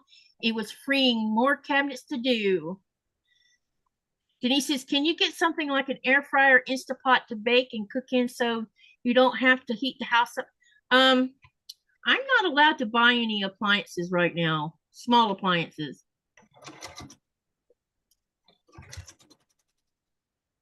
Yeah, at least a crock pot. That won't. Well, that won't heat the house up. No, I use the crock pot, but you can't make chicken wings in the crock pot the way I want them made. But he won't let me buy an air fryer. I have tried a couple times and it's like, nope, because it'll be like all the other small appliances you have. You'll end up getting tired of them and go back to using the stove. And he's kind of right, because I do like to use the stove in the oven. You're not alone there, Katie. Now, I do use my Instant Pot, but only for like specific things. So like if I'm doing a pot roast or something, or any kind of like slow cooked meat, I almost never use my crock pot anymore. Because if anything that I would use the crock pot for, I now use the Instant Pot for. Oh, gotcha. Because I use the crock pot for making bone broth, and also I slow cook my red meat sauce for for pasta. I'll make it on the stove to start with, and then I dump it into the crock pot and let it slow cook for several hours. And I make ham and bean soup in the crock pot too. Now, yeah, sometimes I'll do that with like if I'm making a pot of beans, or if I'm making chili, if I'm making a big pot of chili, I'll dump it in the crock pot to let it keep cooking. If it's summertime, I'll start it on the stove, and sometimes I'll put it in the crock pot, but sometimes I just leave it on the stove. And I don't use my air fryer at all. Yeah, I tried talking about getting one, and he's like, no, because it'll be like it, because I have a rice pot. And I use my rice cooker. I use my rice cooker every time I cook rice. Well, see, my rice cooker gets used. I don't use it because I prefer doing it on the stove. I never mess up rice. Why do, I thought I would use it. I used it for a little while, but after a while, I'm like, nope, I just rather do it in a pot. Nope. And then it's not taking up a burner, so it's not taking up space. I love my rice cooker. The first time, I think my first rice cooker was given to me by a family member. And I tried that sucker and I was like, oh, this is it. and I've had one ever since. So it's over 10 years at this point. So probably 12 years now I've been using my rice cooker. I've had to buy new ones because that the first one I was given burned out, and then I bought one and that eventually burned out. So Yeah. then I had to buy another one. But I use my rice cooker often. But the air fryer, Not absolutely so not. much. Yeah, and we have My kids use it though. My kids like yeah. to use it. They like to heat up their pizza. They like to heat up their chicken. I'm so used to using the damn microwave that I just use the microwave, Yeah, the only or I thing I heat use it the up in a microwave for pan. yeah, the only thing I use a microwave for is to warm up food. I don't cook in it. We have a big Right. fancy microwave in there, and the only thing I use it for is warming food up or warming up That's all I water. use mine for. Warming I food don't up. Well, I do use it to cook broccoli. I pretty much exclusively cook my broccoli in the microwave. So heating up food and then the broccoli. yep. And I'm not sure which one of those um because they're mentioning the Instapot, you've mentioned it. I took some pictures of some small appliances in the grocery store the other day. I will post them on my Facebook group, and you tell me which one looks like an Instapot because it doesn't say Instapot on them. It's just Because an electric pressure cooker. but one of them says it does pressure cooking. It also says it does air frying or something like that, or I don't remember everything it said. But it's pricey as hell too. No, a basic air fryer just to heat up crunchy food is like $25 in the States for the air fryer.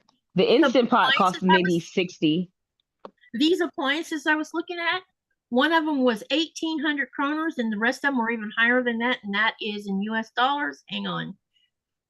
And I'm like, my goodness, they're pricey. So let's see, 1,800, let's see, DK to US dollar.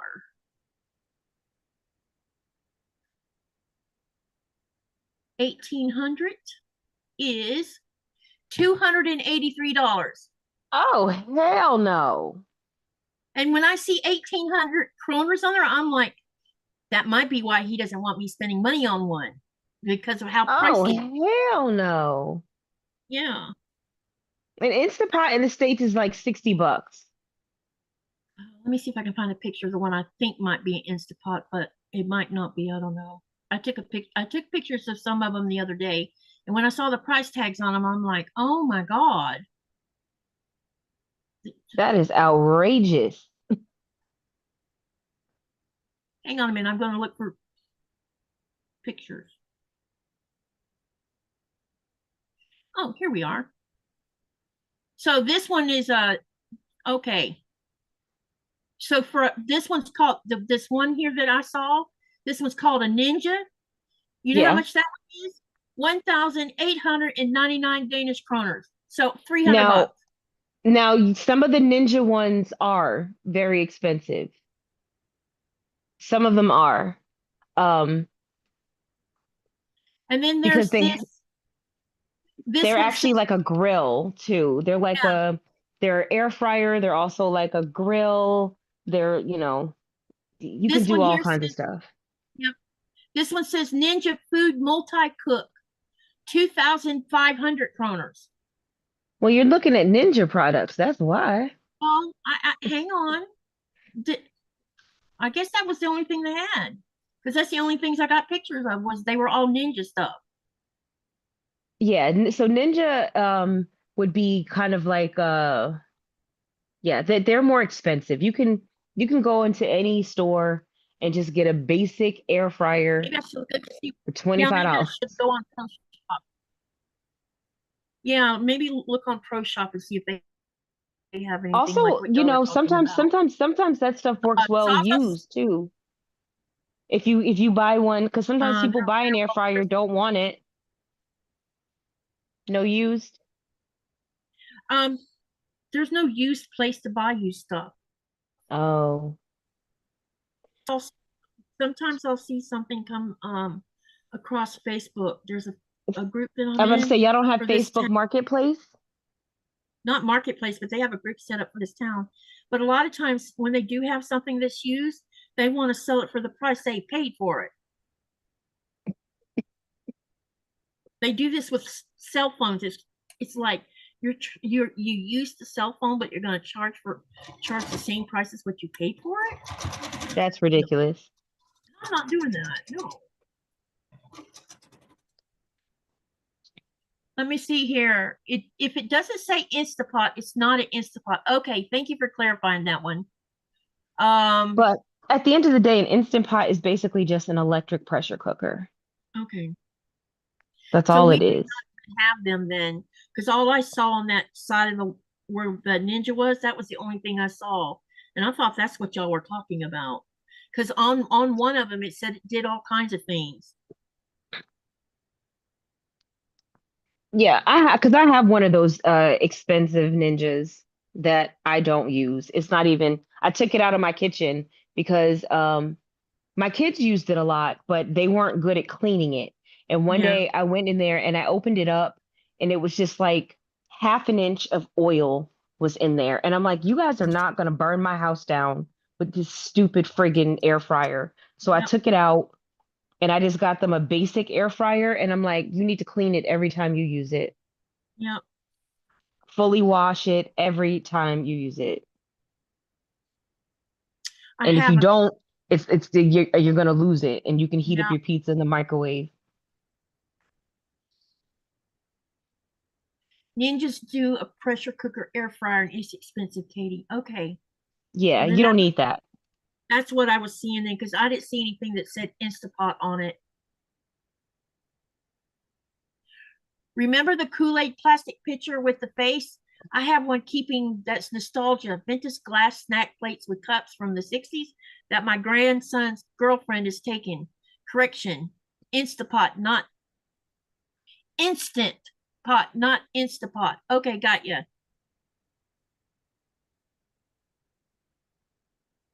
It might mean that they don't sell it then, because I didn't see anything that had an actual Instant Pot on it. Just those Ninjas. And when I saw the price tags, I'm like, Yeah,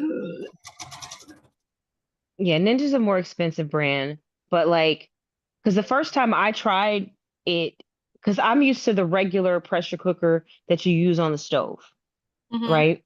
Yep, I And used I to got have I one here. I got I got used to using that. That's what I learned on. That's what I was used to Yep. using. So before Instapot ever came out, I got an electric pressure cooker from it was a Cuisinart. It's the same thing. Mhm. And I hated it because it took so long to heat up. And Yeah. I was used like the stove is actually faster. Yeah, he bought me one of those egg boiler things where you just put the eggs in there for boiling. I use mine all the time. See, I went back to doing a pot because I just find doing it in a pot better. No, I did there's a couple of kitchen appliances that I use regularly and would not trade. And one of them, I've got an electric kettle, an egg cooker, I have and a an rice electric kettle. cooker. Yep, I have an electric kettle. I never saw an electric kettle until I moved here. I love my electric kettle and I curse myself for waiting so long to get one. Yeah, when he bought me the first one when I first moved here, he says, "I'm gonna buy you a electric kettle," and I'm like, "What's an electric kettle?" He says, "You don't know what one is?" I'm like, "I know what a kettle is that you put on a stove." Right. And he says, "Well, it's the same thing, only electric." And I said, "They have electric kettles?" And he looked at me like, "You've never seen one?" I'm like, "No, not in Florida." But the My last time, grandmother always kept a kettle on the stove. And so yeah, that's what I did forever. I just kept a kettle on the stove. And when I needed to boil water, I would use the kettle. And it never went in a cabinet. I just kept it on the stove. it stayed on the stove, and not every so Hmm. often I would replace it with a new one. Yep. But once I got that electric, I was like, what was I thinking? Yeah, Thing is when I great. got my first one, I'm like, "Wow, people have to put the kettle on this." But apparently, electric kettles are a European thing over here. So Oh, is Everybody, it? everybody's house I was in had them, and I didn't know that that was a thing. And but when I was in North Carolina and I went into Walmart, I saw electric kettles in there. And I said, well, looks like they're drifting over here to the United States. But apparently, Yeah, if you they're find definitely it, catching on. yeah, because I've never seen them in Florida.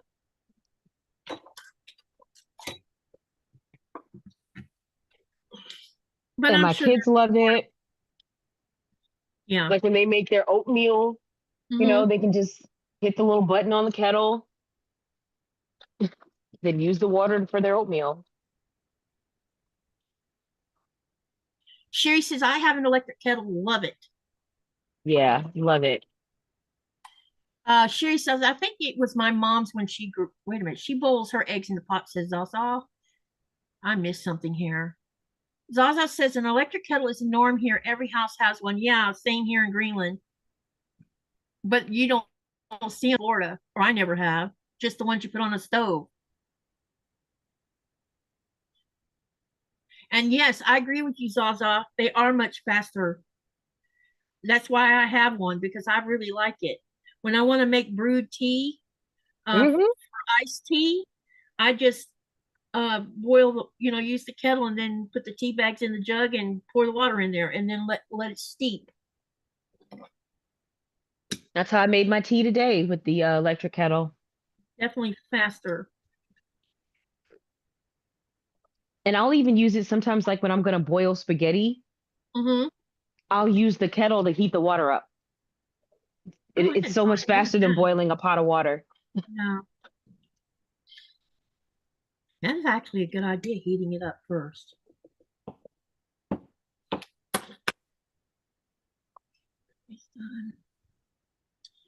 Pembroke, Ontario, near me, has hydroelectric way back in the 1872, third one in the world. We have hydropower here. That's where our electricity comes from. That's why my electric bill never goes up. Well, it goes up a little bit when Hanifa's here because she leaves lights on.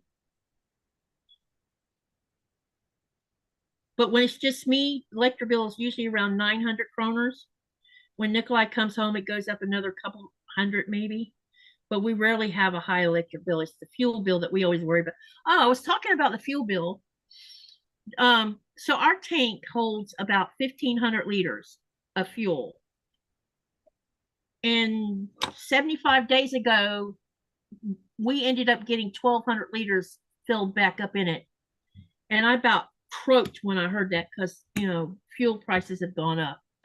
And so they dumped fuel yesterday. And so I stuck my head out the window and I said, how much did you have to put in there this time? And he went and looked. He says, just 300. You hardly used any fuel. And I'm like, yes, that's because I turned that thermostat down. As soon as I told Nikolai, I said, before you leave, can you go turn the thermostat down so that it's, because I would rather it just not be running except for the bathroom because I keep the bathroom door shut. And so the only room that's actually got heat in it is the bathroom. Because the cold tile is not fun, especially when you're trying to take a shower. Zaza says we have the highest bills in the Western world in the UK. How much?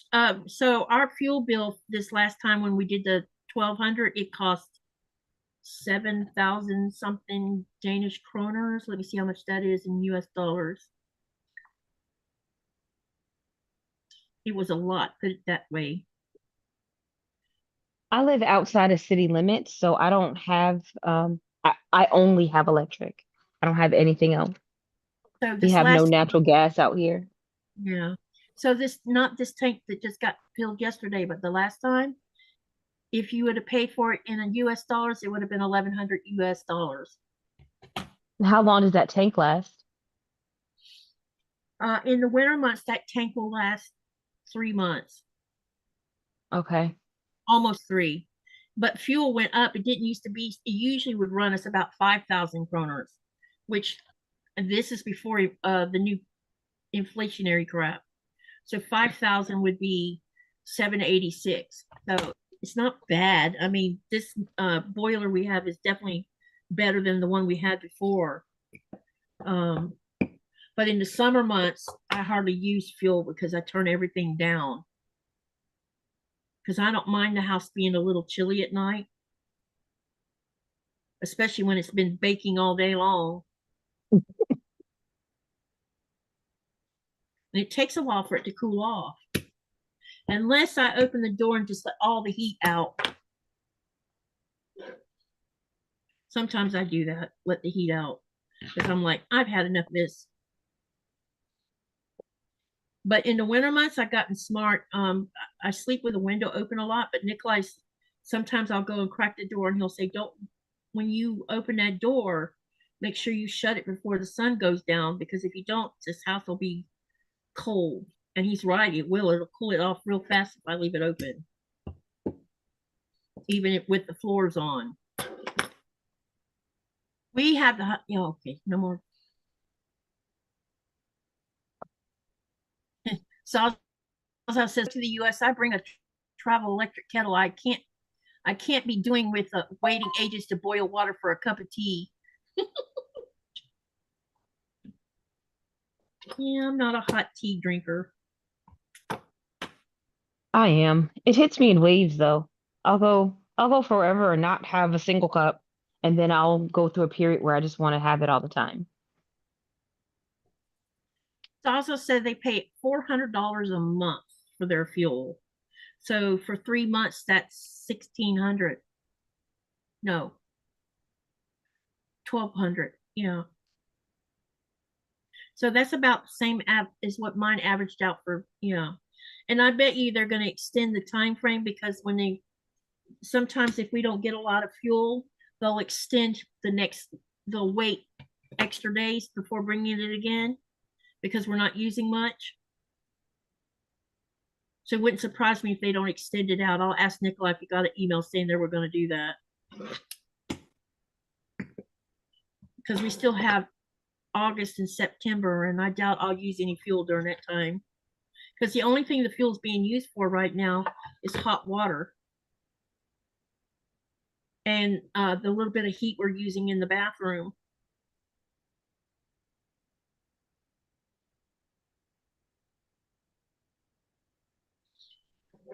I never thought that when we first got the heated flooring, I was skeptical, thinking it wouldn't be warm enough in this house. Heated flooring will burn you out of the house. Put in the nuker. What's a nuker?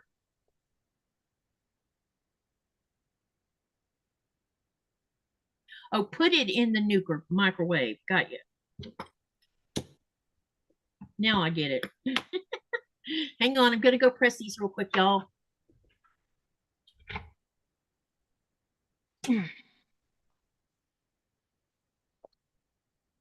How's your project coming along, Chaunda? I've got one seam left. You're coming along with it then.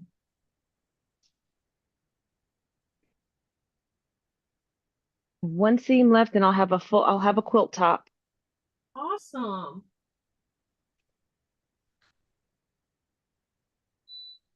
I used to think binding was my least favorite, but it's not. It's definitely sewing the rows together. And so, yeah, it's sewing the blocks into rows and sewing the rows together. I hate it. That and basting. Yeah, I find basting a pain.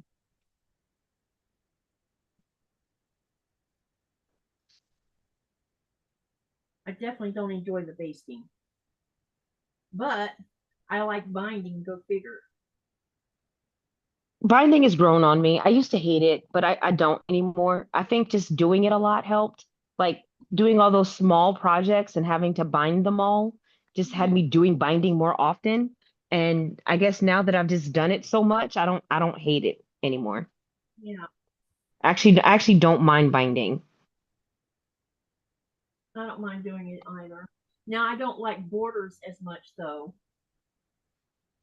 I'm not a big fan of borders, only because I'm lazy, right? So once I've got all the blocks together and I've got all those rows together, the idea of having to sew more Yeah. Like, It's like, why do we I just have want to that? be done with it at that point. No, I definitely get that. I told Nikolai, I said, I don't like doing borders. Why?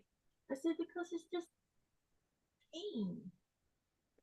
The measuring and you got to lay it out and the pinning because you have to pin the borders. Yep. Because you don't want to have wavy borders.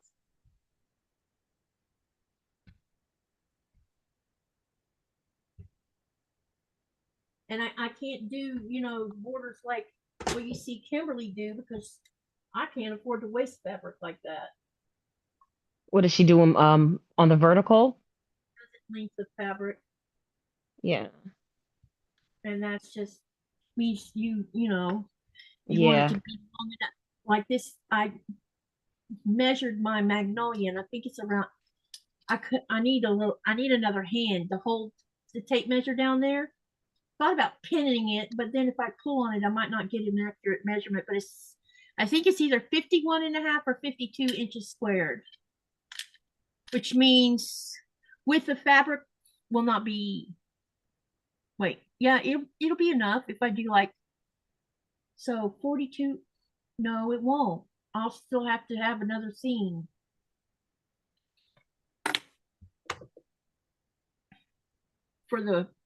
So for the binding I would need to do 5 width of fabrics, not 4, I think.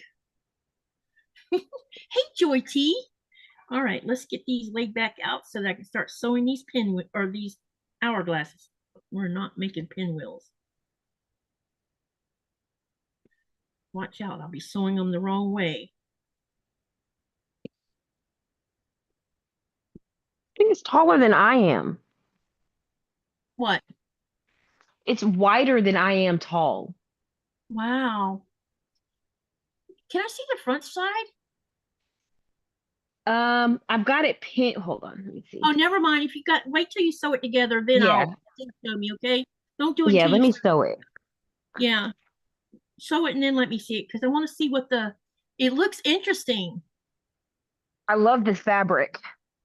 So what fabric line is that from?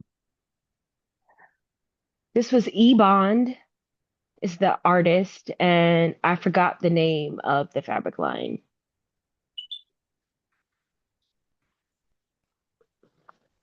But I think it might be the first one she came out with Free Spirit.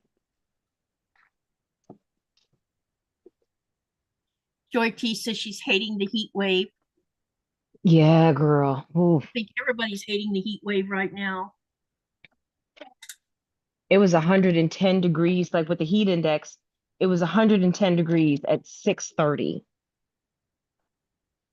I hate to think how much. I wonder what the temperature is along the East Coast. I think we're all experiencing a heat wave. Yeah, so I'm wondering. Thank you, Denise. I'm wondering how hot is making the ocean water along the East Coast. Ain't no telling. Lisette says looks like Root by Ebond. That's what it is, Root. Thank you. I remembered it was Ebon, but I couldn't remember which line it was. You are correct.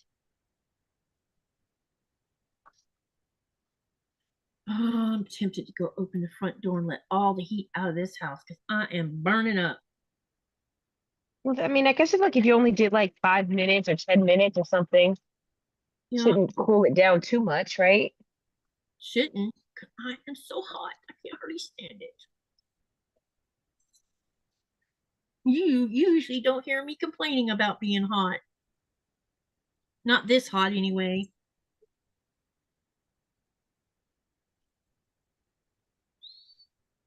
Day before yesterday when it was 72, I was standing outside because it was so hot inside. And it was like, oh my gosh, it's nicer outside than it was inside, even though, and there was a slight little sea breeze from the ocean coming across the mountains. So it was like, oh, feel that. It feels so nice. It's like an air conditioner. I bet.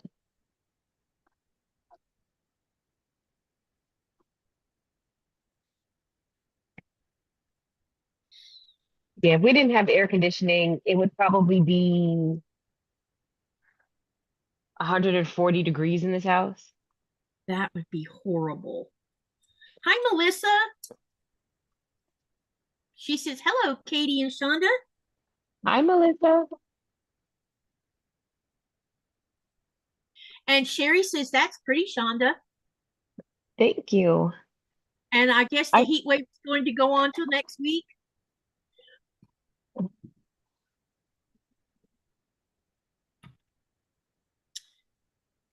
So while I'm thinking of it, we had 46 votes on my little poll.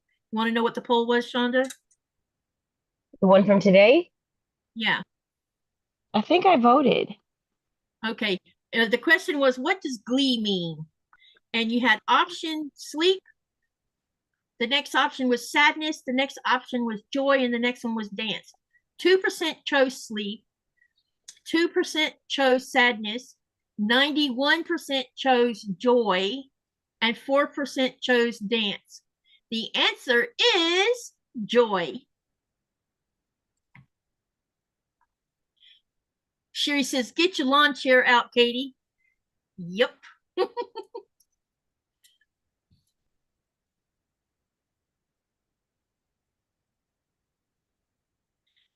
And those that just shared their membership, thank you for being a member of my channel. I appreciate that.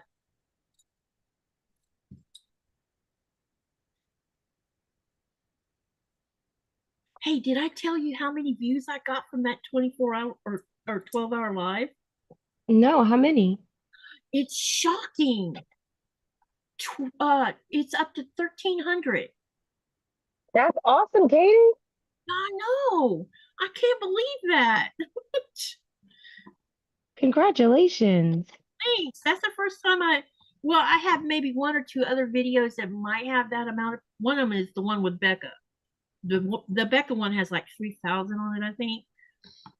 But I think there's one other one that's I think around 1,000. So this was the second time of this happening, and I'm like, wow, this is really cool.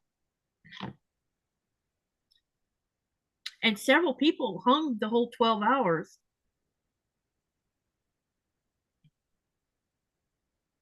Dedication. I just have to get that Magnolia finished. You know what I mean?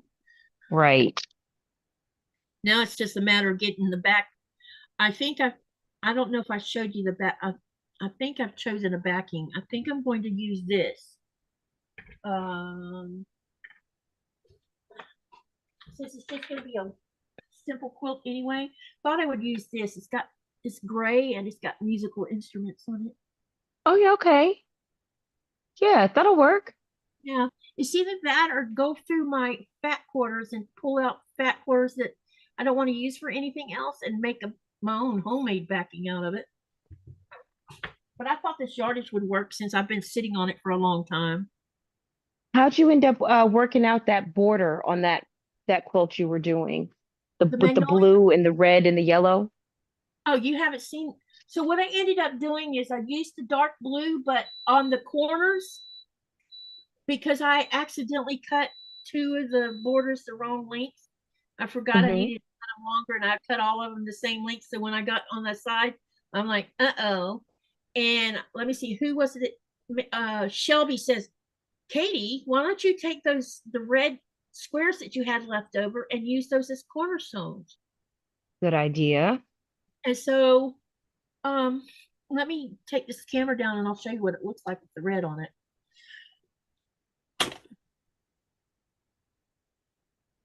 Can you see it? Yes. Okay, no, that came out great. Yeah. So and I like the narrow border. Yeah, I used hang on. I either cut a 2.5 or a 2-inch. Let me see what I cut.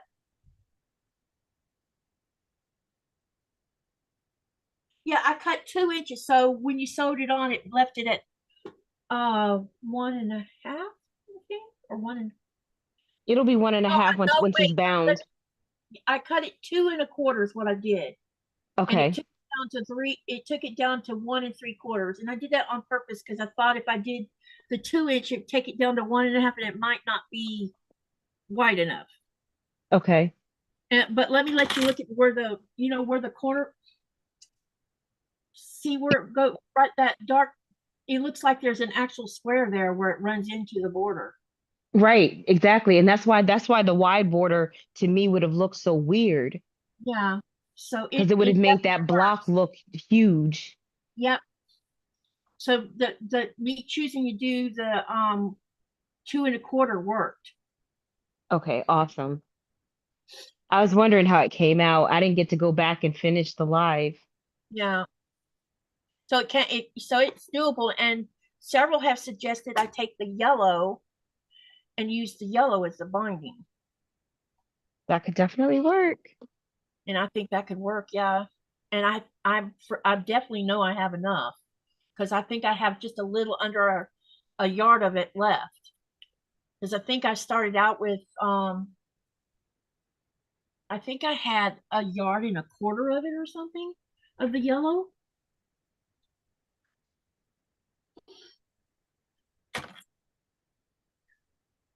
And John says, yes, that border really looks really nice like that. Thank you. I Sherry says, agree, John. Jean says, I stayed the whole 12 hours. Yeah, there was several of them that stayed the whole 12 hours.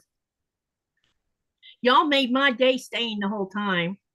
Because I made sure that everybody knew that they could come and go if they wanted to.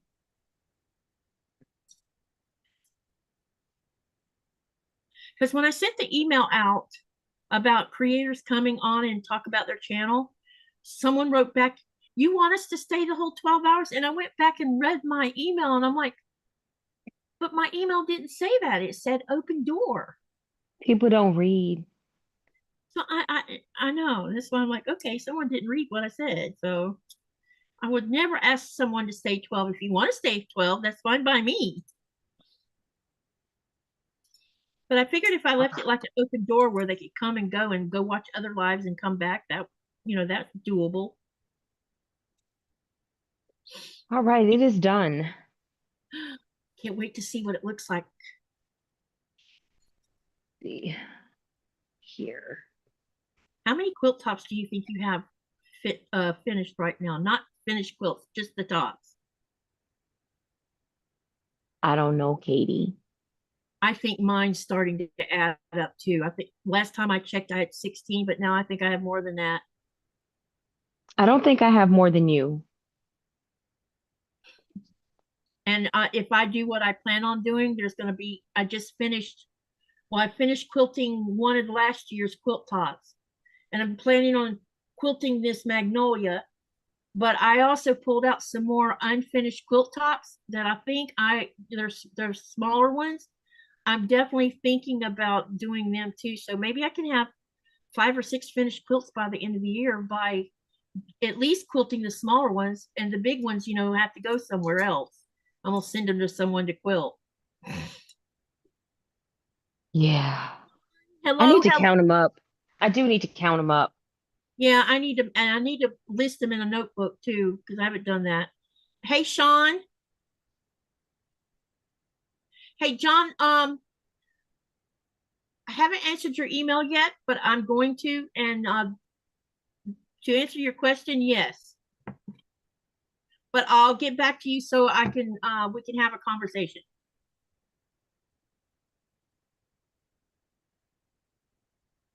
Robin says she has 9 to hand quilt. Wow, that's going to take a while.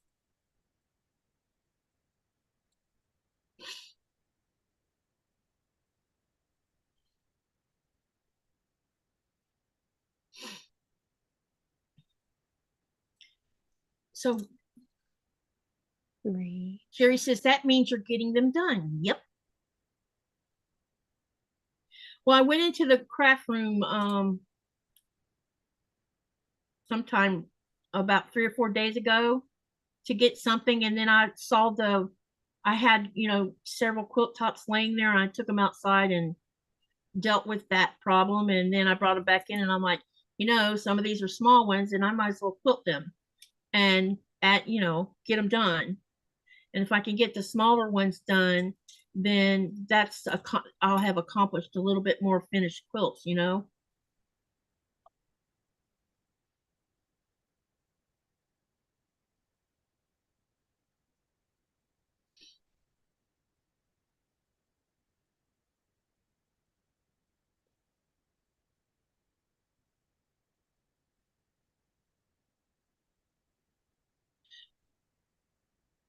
Enjoyed your live this morning, Sean. I was watching you from my TV. So that's why I didn't comment during the live. I was actually awake at 9 o'clock my time. But I crashed and burned last night after my live. I got off my live, and when I went in the bedroom, I'm like, I sat on the bed and I thought I was going to watch TV. And then it's like, nope, I'm going to sleep. And I did. And I woke up at 5 o'clock the first time. And it took me about an hour to go back to sleep. And then the second time I woke up, it was at 9. And I'm like, okay, I'm just going to get up because whatever reason, I couldn't go back to sleep anyway. Robin says, it is because I'm prioritizing my hexagons.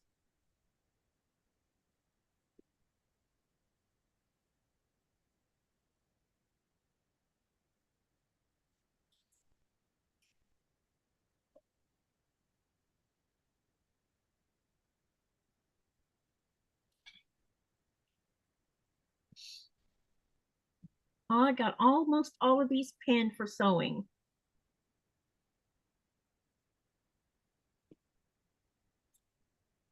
We'll never be finished with our quilting. No, not as long as we're making something.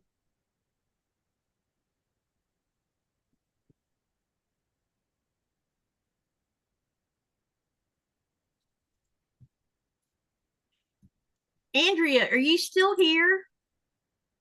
So I wanted to ask your opinion.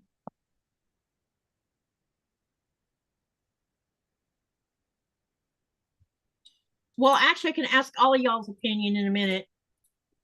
Let me get these hourglasses sewn, and then we're going to look at those 3 blocks I got up on the board.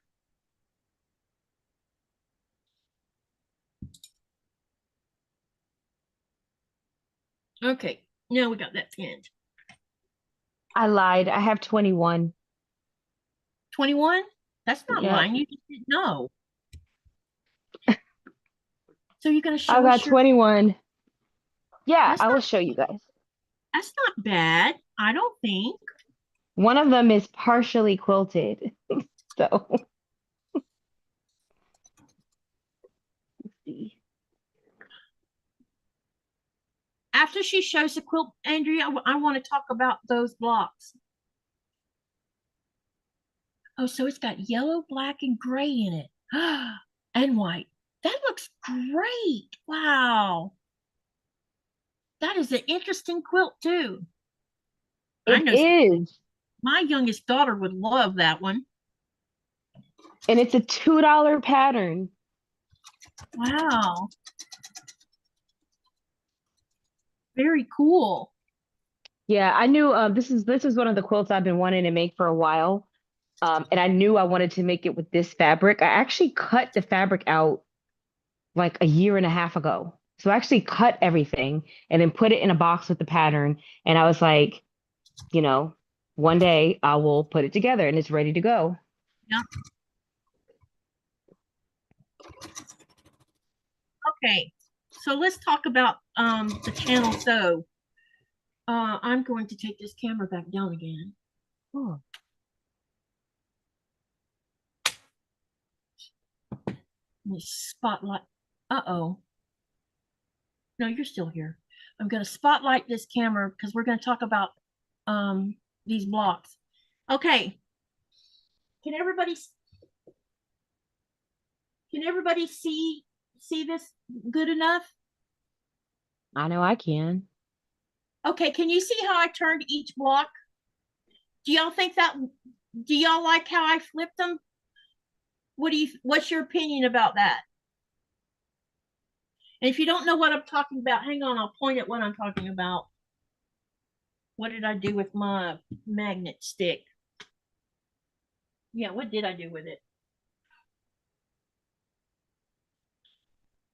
Nora's sleeping upside down. See that? Okay, so I have this. Come on, phone. Okay. It's super sensitive, y'all. It's very touchy. Anyway, see, I have the cornerstone, the main corner block that's by itself is here. And then what I did is I flipped the block so it's down here on the bottom left, and then I flipped it again where it's back up here on the top. Y'all like that setup? What's your thoughts on that?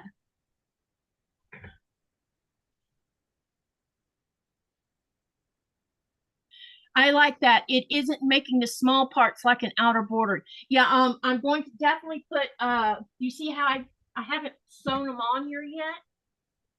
These it'll have the same size sashing in between each block, and then when I get the length of the row that I'm wanting, I think I'm going to do 5 blocks or either 6 blocks wide, probably 5, and then I'll do it 6 long. And so down here underneath these blocks, I will do 1 long sashing, and then we'll start the next row.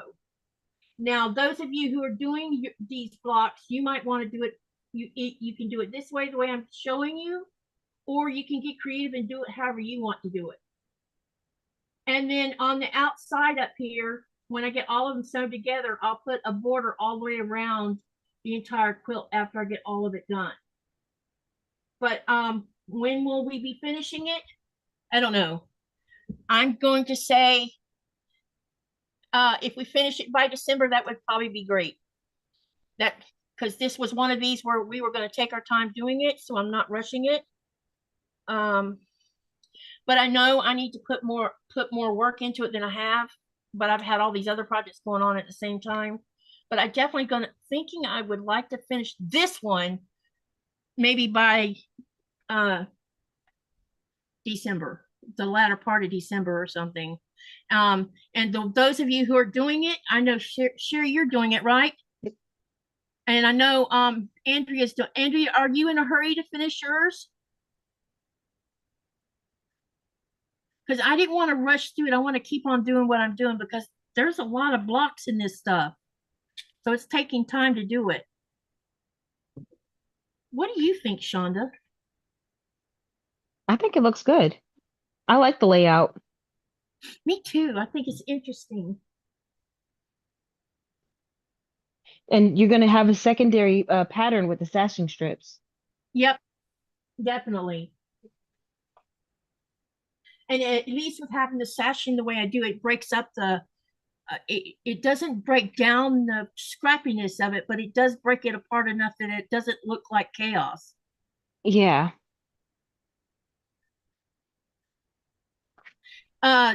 John says in the next line, I would break it up similar to the others, but not the same as the ones on top. Yep, I will be doing them in a different way. Same style, but I won't start out with the same like I did on the top row. Andrea says, no, I hope that I can add pictures of the finished quilts to the pattern. Okay, got you. Because she's writing my pattern. Well, it's going to be her pattern since she's writing it. All of it just came out of my head. How are you going to do yours, Sherry? Because I think Sherry's doing them too.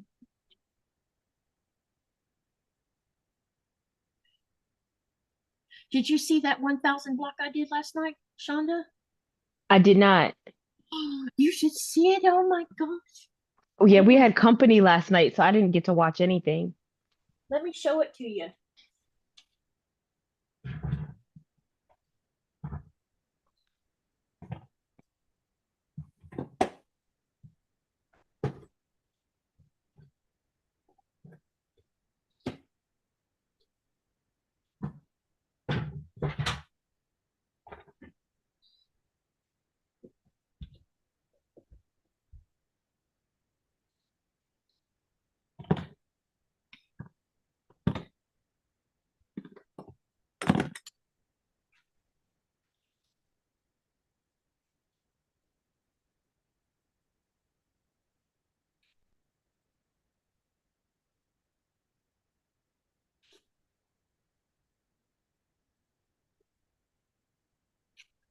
Uh-oh, gotta be careful I don't wrinkle things up because I've got both my Moda and the 1,000 block in the same box. Check it out. Oh, that came out so good, Katie. Didn't it? I like that. Yeah, look how crisp it is. Look how crisp your edges and your points are. Yeah, they look really good. That looks great. And I'm happy with the color I use. I mean, we have orange here with a orange yellow here, and this is like that bluish gray that I've been talking about, but it does look like baby blue instead. And then this is like it's like red mixed with pink in it, I guess. So, but it's Mm-hmm. coming off red in the camera. Nice. But it came out. I'm really happy with it. It was a little bit of a. I feel like that if it had been a beginner doing this one, they might have struggled a little bit with the way trying to understand the layout. But what I did yesterday was I piddled with it for a couple hours just because I drew a picture and I actually colored the picture so I could figure out how the whole layout worked out and the way I wanted to do it, and that's what I ended up with. Yeah, I can it show. came out really good. Thank you. I can show you the picture, what the picture looked like, because I didn't throw it out. I put it inside the book. See, all I did was draw a picture so I could figure out the layout. That's all I did. Oh yeah, okay. So you designed the block? Do what now? You designed the block or you got it from a No, book? no, So- it came out of the book, but all I Okay. did was draw it so that I could figure out how I wanted to do the coloration The colors. based on how the blocks were set up. Because they used a really light yellow and an orange, and then this, I guess, was cream here. Wait, you're not seeing what I'm talking about. Hang on. This is the colors they used. I like your colors way better. I Yeah, love and that you used the dark on the outside because yeah, to me that makes the whole thing pop. I love that yep, you used a darker color on the outside. yep. And the other thing that I was thinking about, another reason I chose to do this one with the dark on the outside is because there's, like my bear paw has the dark on the outside too, and I figured so I need to have at least some blocks that have the dark on the outside. Well, something solid on the outside, not white. And that way, when I start to put it into the quilt setting, I can figure out how I want to set it up. Okay. That way, because I got to decide on what color sashings I'm going to use for it too. So, there's that. But that's a long way away. That's another December job.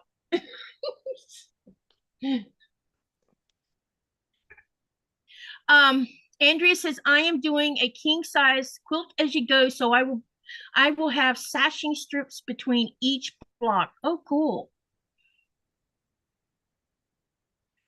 Andrea says, no, it's your pattern. Yeah, but your name needs to be on it because you're writing it for me. All I did was take it out of my head. Only fair you get credit for writing it because I definitely didn't write it.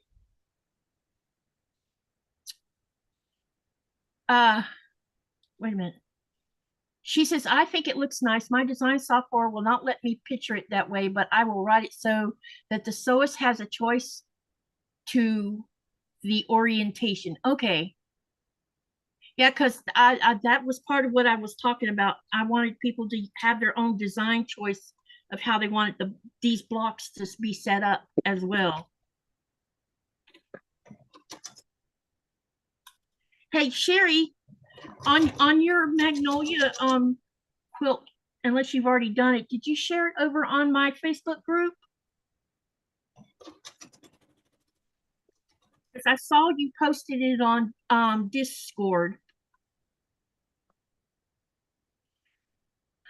Thank you, Andrea. I really appreciate that. You're the best.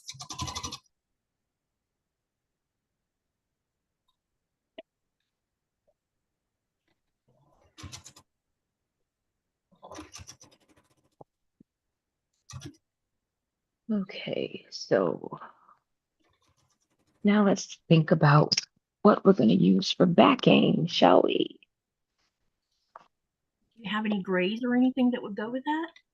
I do. I just have to make sure I find something that's large enough. And when I was going through my yardage, I realized this was going to take more than a 1 yard piece.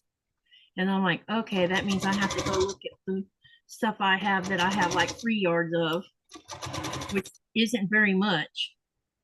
Because I've kind of been remiss on buying fabric for backing because I kind of want to go look at it in person.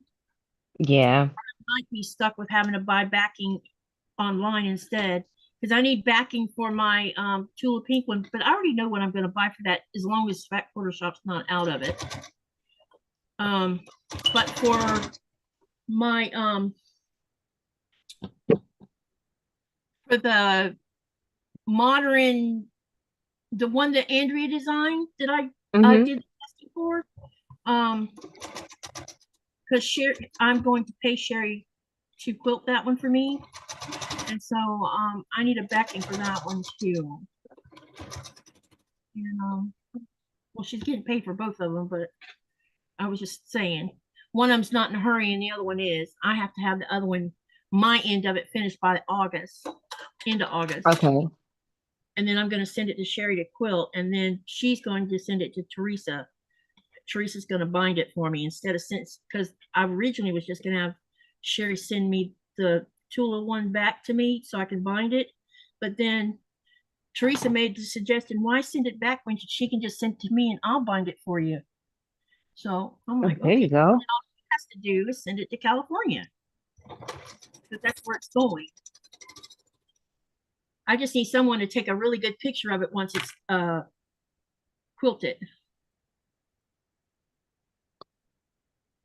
That looks good. Checking all these for point. Yep, that one looks fine. You know what? I like making these hourglasses. They're pretty easy. Look at these. All the points are matching. Yay! Now let's get them pressed so y'all can see what they look like.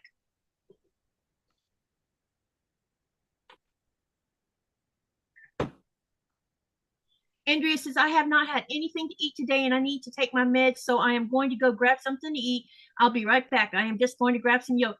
Okay. See you when you come back. I'm glad I did eat.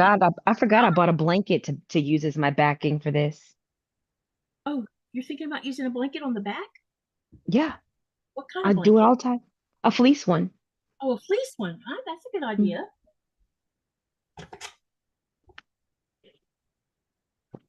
I haven't tried messing with fleece. I keep hearing everybody talk about how messy it is. I haven't had an issue. Minky is messy, but fleece is all right. Fleece is okay? I thought fleece Yeah. would be a lot like meaty. Nah, I mean, at least not for me. Um, Now this could get a little bit because it's not like anti-pill fleece. This is like a blanket. So there could be some minky like edges. Like when I go to cut it, there could be some gray dust, but not too terribly bad. yeah, I use them because they're just cheaper than fabric, which is sad to say, but it is. But Yep. Fabric has gotten pricey for sure, for sure. Hey, look at this.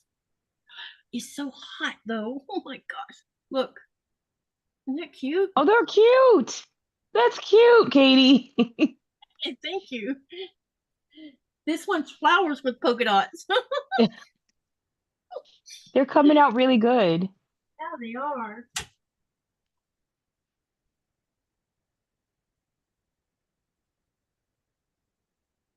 It's definitely going to be one scrappy quilt.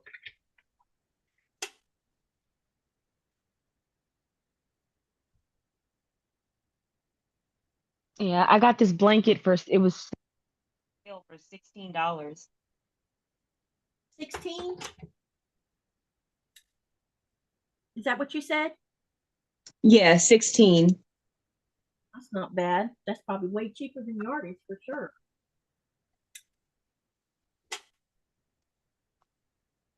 And so I was like, oh, that's going to be the perfect color when I decide to actually make that blanket. Yeah.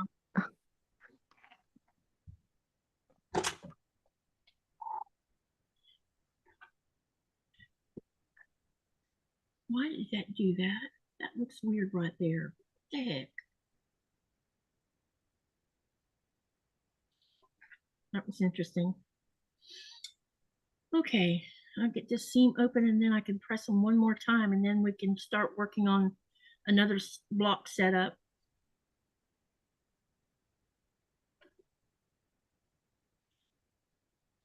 Let me know when you need to go do dinner, Chaunda. I will.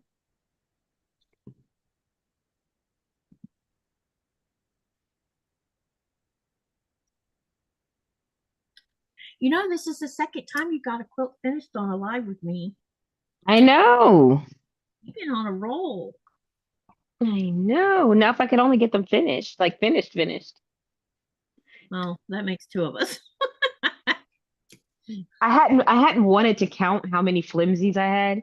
I didn't want I've been avoiding doing that. Well, So it's now not that I know, now because that I know though, yeah, I saw someone said they had 60 quilt tops, and I'm like, what? now I don't Wow. want to get to that part. I don't want to get there, right? So I Yeah, because gotta, that sounds that when you hear 60, it's like a mountain in my eyeballs. yeah, that's a lot. Yep. I don't remember who it was that said they had 60 of them, but somebody told me they did. I'm like, wow. This one's interesting. I'm gonna show you this one here. Hang on a minute. Let me get the seam messed with a little bit. Look at this color with this one. Isn't that interesting? That is. It That looks like green. not. It looks like non-traditional Christmas. Yeah.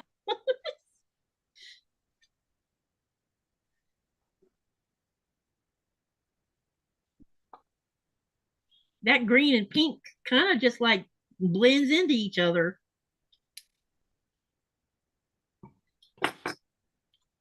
60 is a pro top maker, but not a quilter, says John.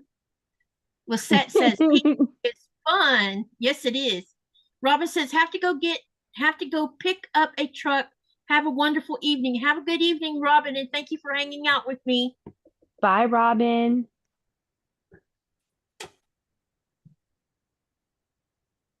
My blanket might not be big enough. So if it's not, you'll end up having to use the yardage. Yep. Which You is have going to tick me off. oh, what was the size of the quilt top? Um, it was 64 by 80. Oh, that's a nice size one. Because I didn't put the borders on because I was like, nuts, this thing is big enough without a Yeah. border.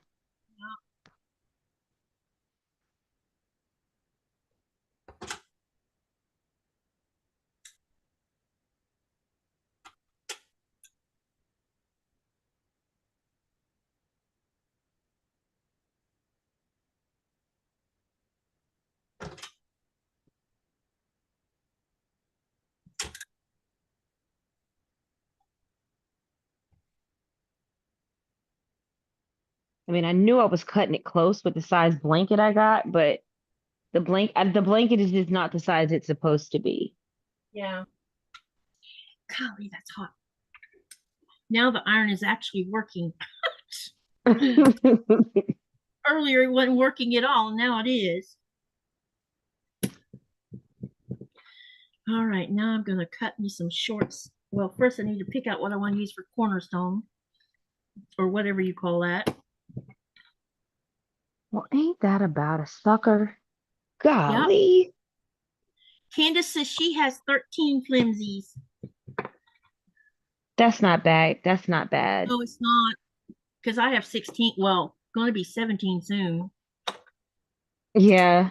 I got to get some quilts finished because that doesn't count like ones I have that are in progress that are just like not like my whips. I have other whips that could be Yeah, quilt tops pretty quickly. definitely. Same here. I have lots of whips.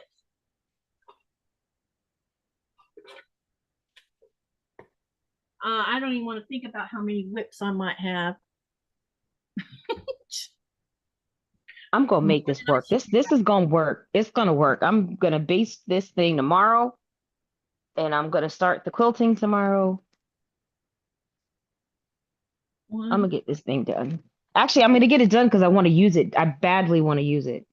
Yeah, it's pretty. I've been wanting to make this quilt for a long time, so it's happening. Okay, let's see here. First, I want to pick out. Let's start with this one.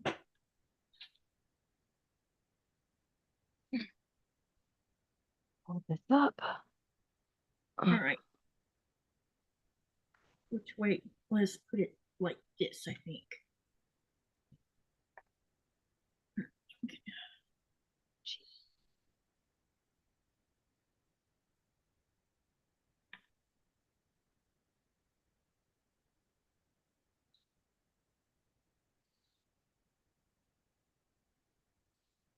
Now let's do this like this. Okay. Now then. This quilt is gonna go. That quilt is gonna go in my bedroom. I'm gonna keep that one. Yeah. This one, this scrappy one, I'm hoping I can get it big enough that it'll lay on my bed. If not, it'll still be good for sitting on the sofa with or something. Absolutely. Okay, so I'm going to use that for the. Y'all can see what I'm doing. Okay, good. All right. Let's do this way. Nope. That's got yellow in it, so let's change the color to white.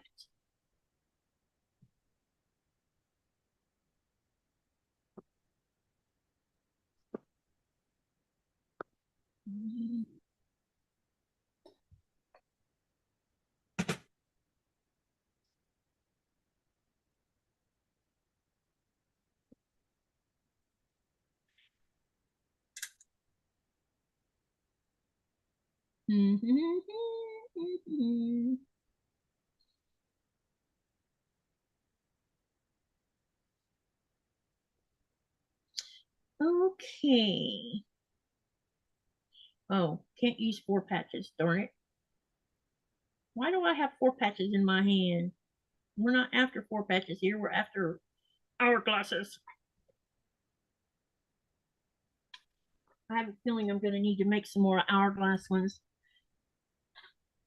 Thought I had made enough, but maybe not. All right, let me see here. Let's do.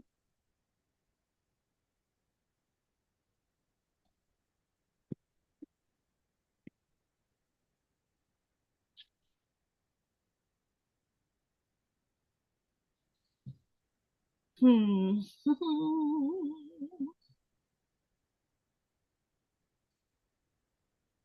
One, two, 1, 2. All right, so got that side. Now then, we're going to use, I think I'll use just one like that. And then put this one like this. And then let's use this one on the end. Okay. Got the blocks picked out for that now. All right. Now I need sashing for that corner block. The says my number is close to 60. The ideas keep coming. The quilting part comes in sessions. I'll do 3 or 4 at a time. Do you have a long arm, Lisette? And then John says, Chaunda, I was wondering if you could use the blanket back, but add a part of another blanket as a back border to make up the difference. Even shave down the center blanket for the extra border to look to the backing or hook to the backing. I could, but I'm not. I'm gonna make it work. I don't. It's gonna be close, but since I'm quilting it myself on my domestic, I can deal with close. But yeah, I could do that, and I've done that. I've actually done that quite a bit. I normally piece my backs. That's why I don't finish my quilts because I normally piece the back. So in addition to my quilt tops, I have a bunch of pieced backs. Really? How many piece backs do you have? A few, Hmm. a few. I thought about taking. I have some fat quarters that I really don't want to do anything with them. It's like I don't know, but I was thinking about taking them and turning them into backing, and then using them on the back of a quilt. And I then use my leftover fat quarters for piece backs all the time, Katie. yeah, so I was thinking that would be a great way to use it instead of letting it sit in a bin and not get used at all. You know what I mean? Yep.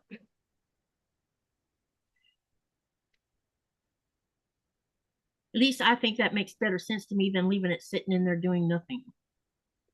I don't like to use scraps. So I generally will piece them into a backing. Yeah. So let me show you a couple. So this is Okay. the quilt top. Hang on. Let me spotlight so everybody gets it at the same time. Well, if the laptop will let me anyway, it's being weird. Oh, look at that. Is that the back or the front? This is the front, right? Looks really cool. Right. And so I had leftover fabric. So I had some yardage, but it wasn't enough. So then I pieced the rest. So I have an Wow. orphan block, and then I just put some strips on either side to make the yardage I had long enough to fit. That looks great, Chaunda. So that's a back. I think this is the back. Is this the back or the front? I just had a bunch of leftovers after I made the top. So I just took the chunks. It's always very geometric. I'm really geometric with it, but So how do you do the math for it when you're using paper. like the back quarter? I mean, I I guess So because that's the part I'm still trying to learn how to do myself.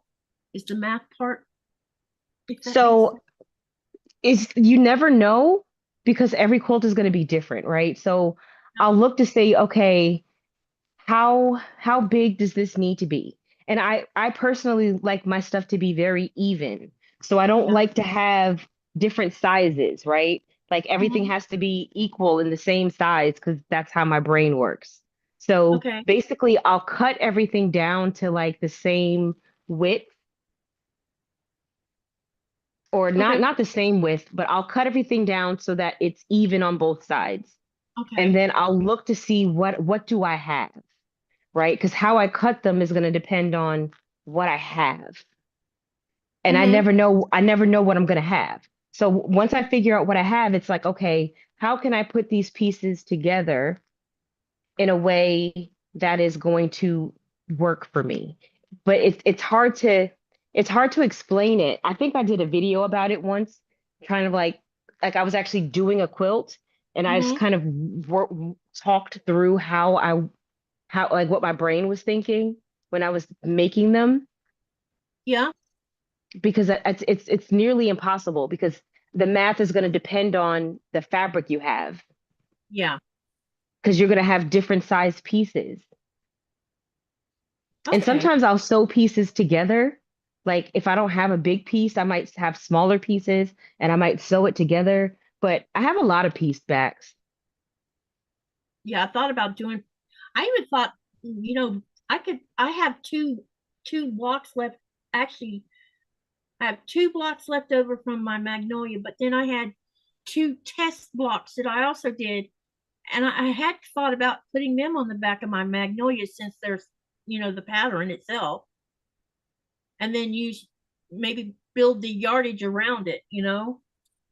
Yeah, and that's what I did. I started with this pink because I think I had like 2 yards or 2.5 yards or something like that of this pink color. So then Mhm. but that wasn't going to be enough. So Right. it was wide enough, but it wasn't long enough. So it was like, oh, okay, so maybe I can cut it in half, take my scraps, put my scraps in the middle, sew them together, and now it'll be long enough. Like, so I never know what I'm gonna do. It just depends on what I have. Yeah.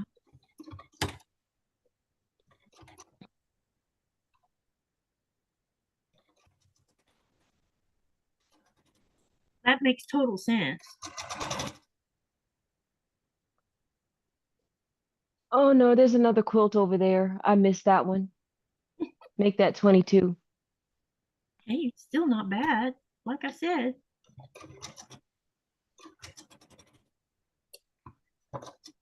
I should don't- probably just have like a day of basting, like a basting day. Yeah. Well, I don't quilt anything. I don't sew anything. I just baste like 2 or 3 quilts or something like that. And I thought when Nikolai comes home, because we have 2 long portable tables. I thought maybe when he comes home, we could put them together here on the other side because we're going to rearrange that side of the living room anyway. Because I want him to, and I know this is a side note here, what I'm about to say. I would like for him to be able to put his train set completely together with the tracks and everything, mhm. all of it, the whole thing, put it together. And I thought if we put the tables side to side, then I could baste off, since I have several quilt tops that are smaller ones, baste it while the 2 tables are together and then get out of the way and let him have at it, you know? Oh yeah, there you go. And then he could be doing something while I'm quilting. Because I told him, I said, I want you to put your trains together with the tracks because I've never seen all of it together. You know, we've been married all this time and he's never really had a spot where he could do it. And I think if we put both those tables together, this is very weird. Check that out. I think I need to take that apart and turn it around. What do you think? Yeah. That don't look right. And it'll bug me if I don't fix it. The other one's fine. Oh, yeah, this one's getting ripped out. I can't have that sitting next to that other blue. That just looks off. Funny, huh? And I don't know why I didn't catch it to start with. Basting multiple quilts in a day would probably ache my back. Hi, Dawn. I think you're right. It probably would mine too, but I think I might just have to suck it up. Lucette says, I love the piece back. Do you plan your back size as if you're going to a long armor? No, I do. I don't because I know I'm gonna quilt mine. Anything I probably wouldn't send anything with a piece back to a long armor. Why not? I don't know, just so many seams. But The I've only never reason, had anything long armed ever, so oh, okay. don't believe me. Like I've never had every quilt that I've done, I've quilted myself. Well, I make it like 4 inches over all the way around because I noticed that when I'm quilting it myself, the back shifts a little bit. Well, I based the heck out of mine, so they don't So it shift must, very yeah, much. I'm probably not basting it good enough is probably what the problem is. And that's why I want to baste everything on the table instead of trying to do it the way I've been doing it. Because maybe that's the problem. Also, I'll put registration lines in first before I quilt the whole thing. Registration lines. What does that mean? That's what I call them. So for instance, okay, like let's say this is my quilt, right? So Yeah. before I go ahead and do all this all over quilting, maybe I go straight down this line here, right? Oh, like Like a big basting sti- line. yeah, like stitch in the ditch, but in a few places. Yeah. And that kind of holds everything together. Um, so it doesn't shift for me at least. Yeah, that makes sense. Because I had that problem too. I would get pleats in the back of my quilts Mm-hmm. all the time, and I hated it. And I'm like, I keep getting these pleats. And so basically I had to just base them better, but then I also do the registration lines, just, just a few lines just to kind of keep everything together. Keep it from moving. Hmm. I discovered on this sewing machine, my mother's Singer sewing machine, I used basting stitches for doing tiered skirts. And so the basting stitch would be, quite long so that you could gather up the tiered skirts to line them up and sew them in. Hmm. And so I was looking to see how big of a basting stitch I could do on this machine. Not as big as the one on my mom's Singer machine, because I was That's looking for crazy. like a half inch maybe, so that I could baste the quilt top like that and have big long stitches on it. You can't do that. Wow. Like the biggest it'll go is 5.0, and that's not even a half an inch. Because if you put the really big basting stitches in, they're easy to take out, Kind of crazy how sometimes the older machines do more than these newer ones. Someone asked what happened. I put the who asked me that? Someone just asked me that. Oh, Janice did. Janice, I think you can see what I'm doing here. I put these two blues side of each other, and they weren't supposed to be side of each other like that. So that's why I ripped it out. I'm going to turn the block around because that didn't look right in I my found a head. basted quilt. Cool. All you got to do is quilt it. Yeah, Nice. there's another piece back. Wow. You got me wanting to do that. I saw Tiffany's, and I'm like, dang, that's what I need to do with those back quarters. I don't like very much. Use them on the back. I just Or didn't just know the how. ones, or just the ones, sometimes the fabrics that don't, like if I'm only using, like if I have a fat quarter bundle and there's 12 and I only need 8 for the front, Yeah, then I'll take the other 4 and put them in the back. yeah, that's a great idea. I loved this fabric line too. I'm gonna quilt this. This is Folklore by Leila, what's her name? Layla, Layla Boutique. mhm, that looks great. John says I have done 2 quilts that I've based it sort of the same way on the 1883 Treadle Industrial.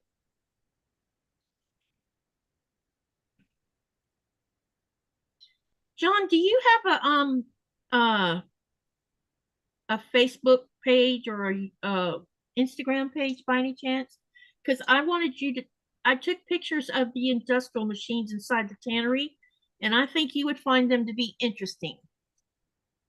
I sent pictures of them and to Jess a while ago, and she showed them over on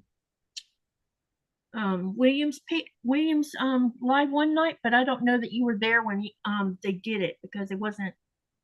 Yeah, I don't think you were there when I had done that, but I think you might find them interesting. I forgot all about this quilt. Jesus Christ. This is a scrap quilt. I mean, Yeah, inside Great Greenland, there's 2 big, huge brother industrial machines that are metal. I mean metal. They're probably, let's see, the tannery has been open for a long. I don't know what age they are, but they don't make them like that, I can tell you. And then there's also what we call them overlocks here, but y'all call them sergers. sergers, yeah. Because they use the overlocks to sew the seal skins together. It's really good for doing that with it. Do you have no, but I can put them on my Facebook, but my Facebook's set to private. So, but I was thinking if you had a Facebook account, I could send it to you on Messenger. You don't have to become my friend to Facebook. I can just send them to you through Messenger if you have a Facebook account.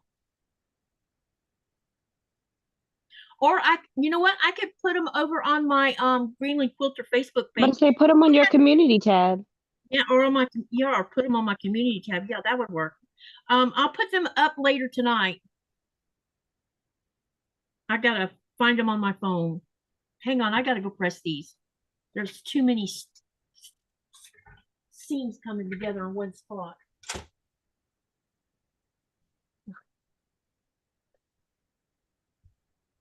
All right, so what color do we want to use? What color thread? Let's see.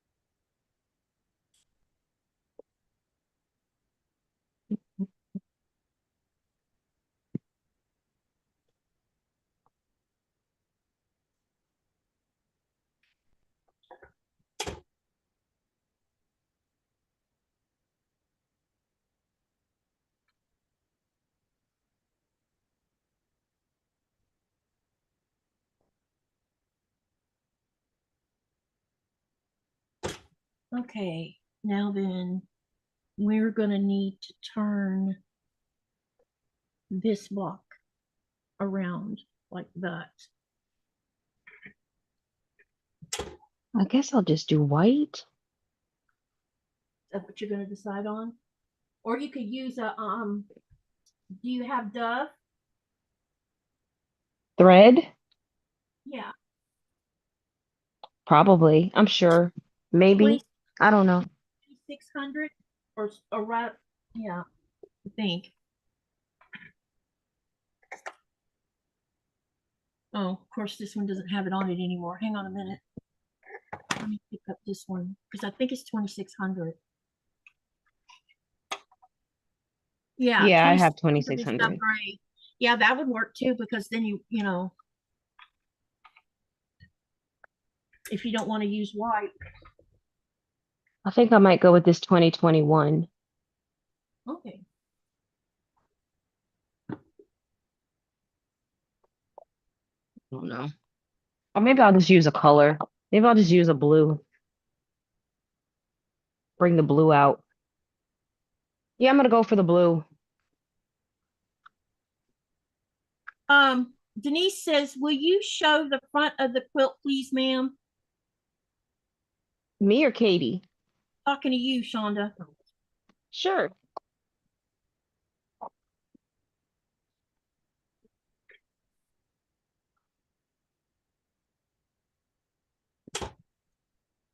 I forgot I made this.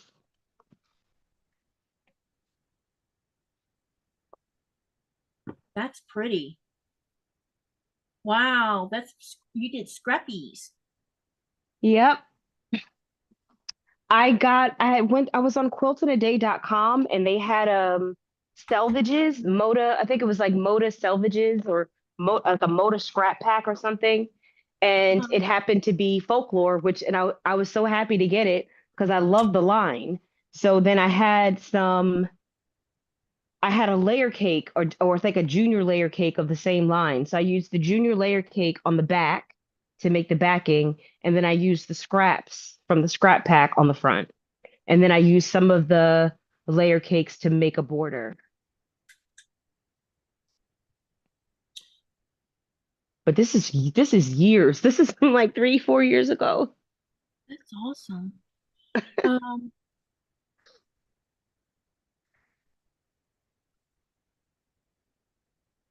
John says, my fur machine can sew sealskins and is from 1892. And he says, I am on Facebook. I can receive it as well. So what's your name on Facebook?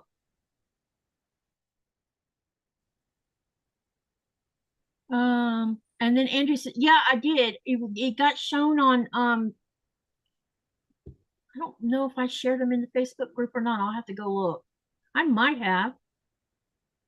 You showed them somewhere because I remember seeing them. I used to sew on machines just like that when I was a young woman. I worked at an overall factory called Keywork Clothes and used them.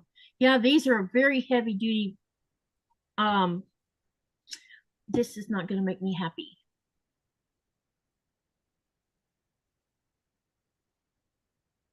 Well, maybe it'll be all right like that. No, it'll be okay. I think it'll be all right. All right, let's get these two sewn on here. I'll send it on Facebook. Okay.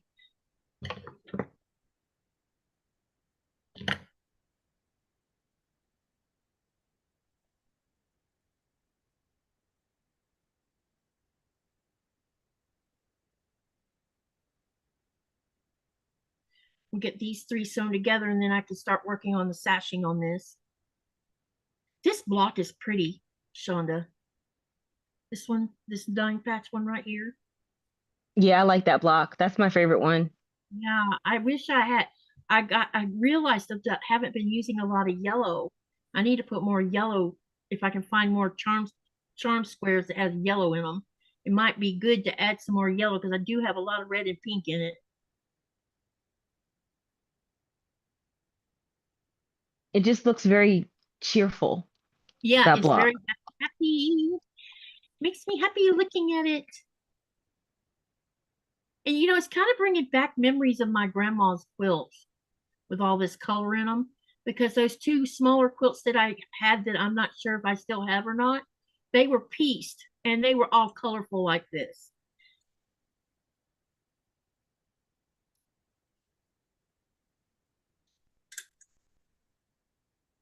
I can't believe it took me this long to do hourglasses. I am a slow sewer apparently. But it's okay. We're not going to a fire. Yeah, I'm not the fastest either, Katie. Don't worry about it. I'm just enjoying myself.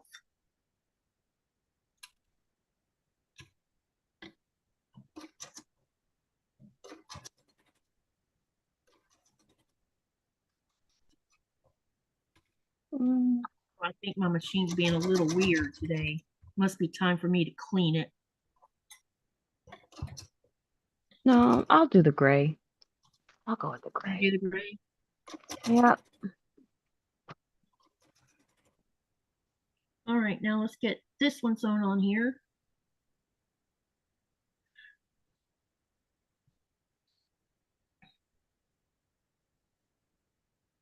Denise says, Chaunda, it's nice on both sides. I would use as reversible. Yeah, yeah. It definitely. This is probably going to be donated though. I'll probably donate this quilt. I won't keep this. So hopefully somebody will like it. I'm sure whoever ends up with it will love it.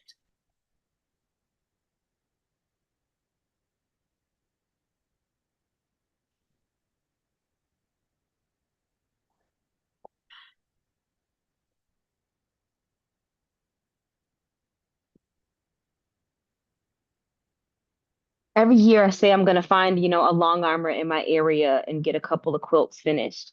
And every year I don't do it.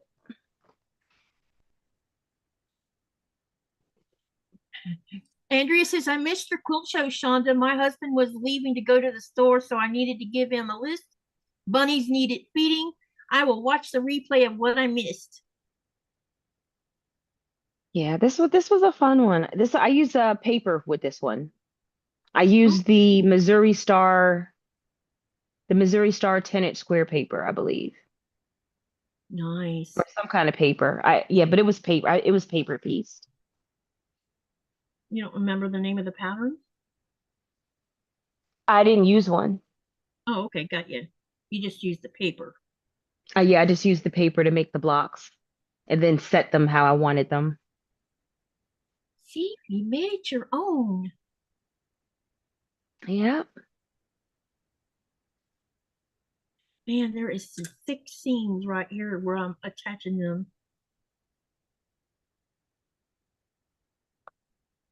And then Make a bunch of box. Anybody ever got like unusable thread before? Do you mean Arville? Yeah, like where the thread just kind of came off. Uh-oh. There's no way to unwind it? I'm just using it for bobbins. I was like, I'll just use it for bobbins. I wonder why that happened. I have no idea. I've had it happen once on a smaller roll, but I don't know what caused it. It's just when I opened it, it was already a hot mess. All right, let's get these pressed and then we can start putting sashing on. Actually, this color right here looks really good. This is a little off-white. Mhm. I can use that. I'm gonna use that on the front. And I'll use the gray on the back, I think. Candace says, what is the pattern for the book quilt? Oh, it's called Book Nook, and it's by Pen and Paper Patterns.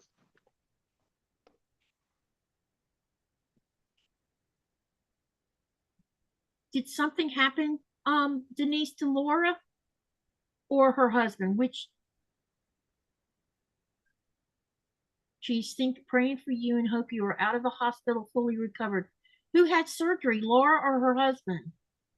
Laura Sup? Yeah, that's what Denise is talking about. I wasn't aware something had happened. I wasn't either. Yeah, I always hear everything after the fact. Apparently something's going on with um Handmade by Ying too.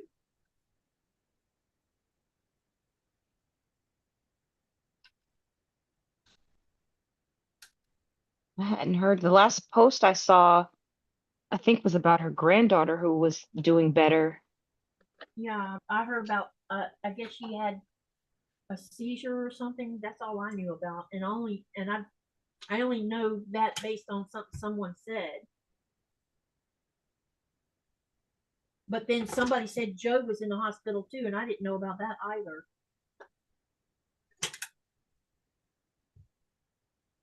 Donna's had her plate full of stuff. Yeah.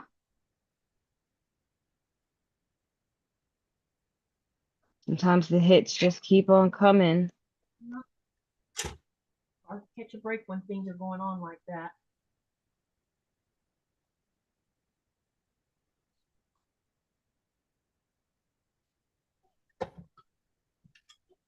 Let's see what Denise said. Denise said she has an ongoing issue. Yep, I knew about that.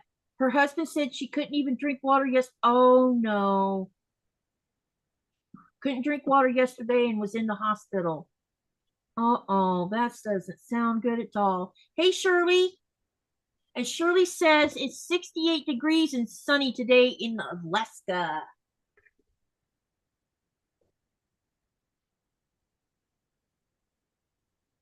Definitely warm her way.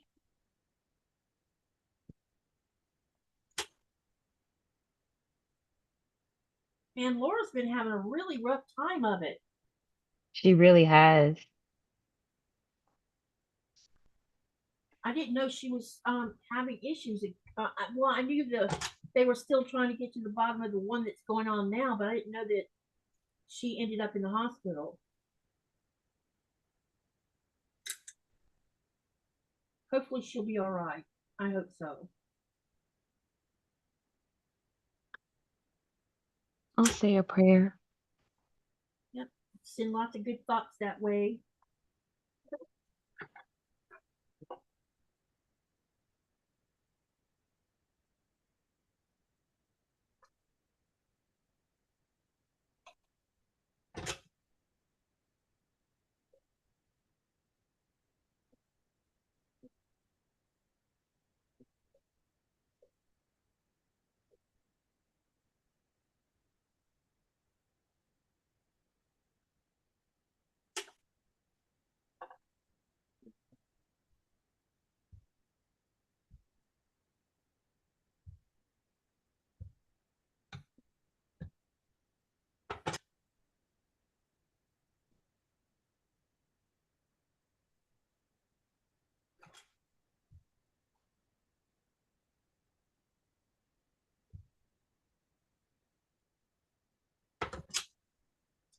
Okay, now we got that part done. Ouch. Dang it. All right, we're gonna put.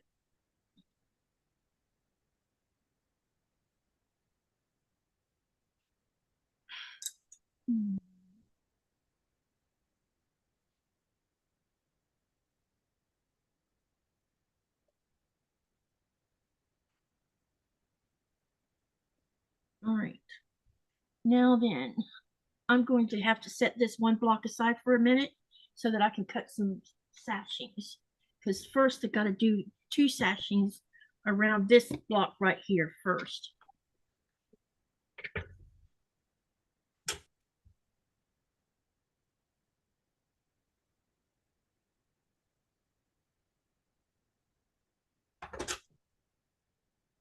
All right, ouch. Okay.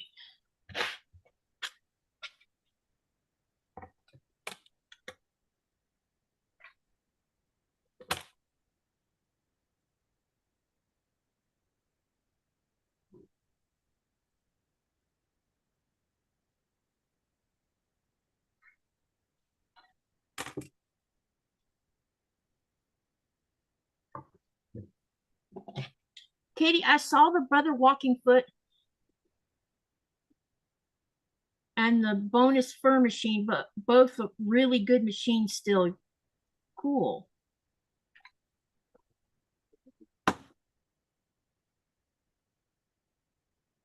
Katie, you are embracing your scrappiness. Yes, I am.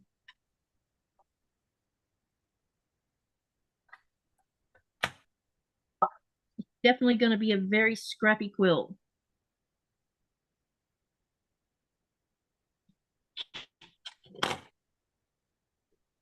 And this blade is starting to annoy me.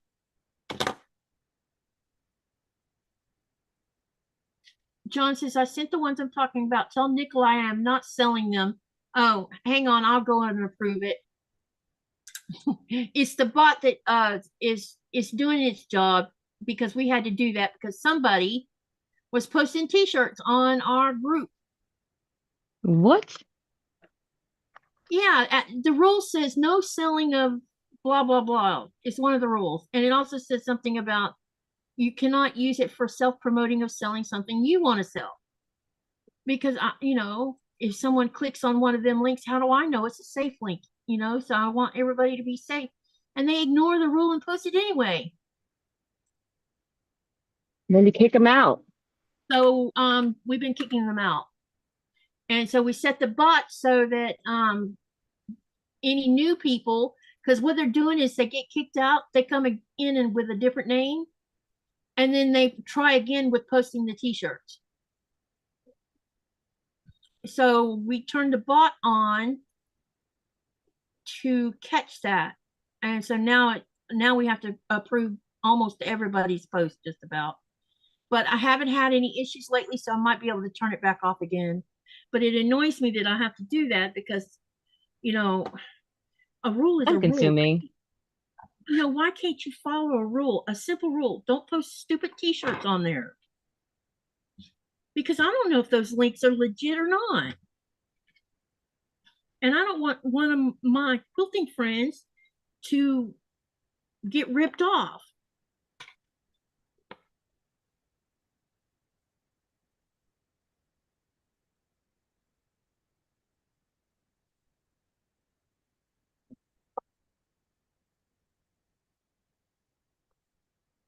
Makes sense, huh?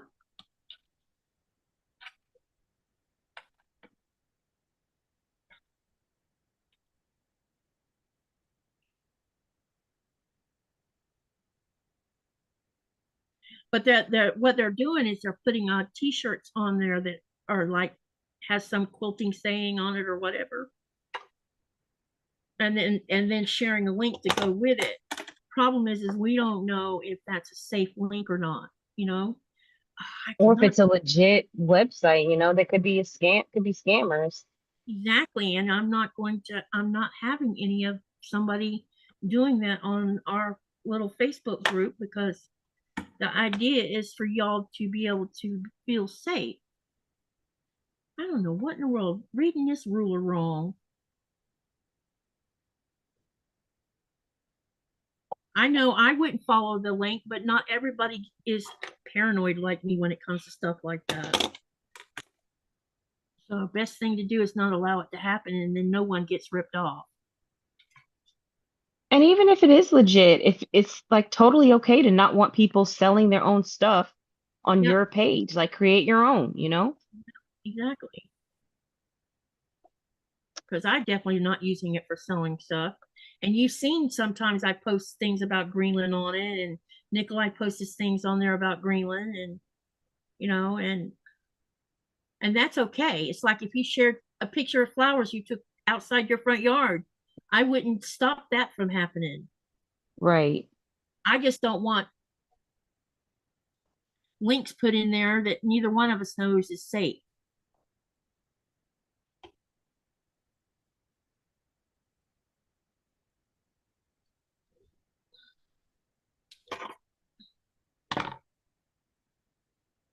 And I think I'm pretty tolerant about what I think I'm a tolerant person.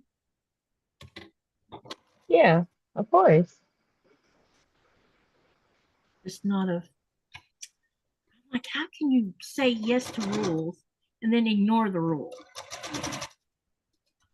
Because they're trying to make money and it might not even be a real person. Yeah.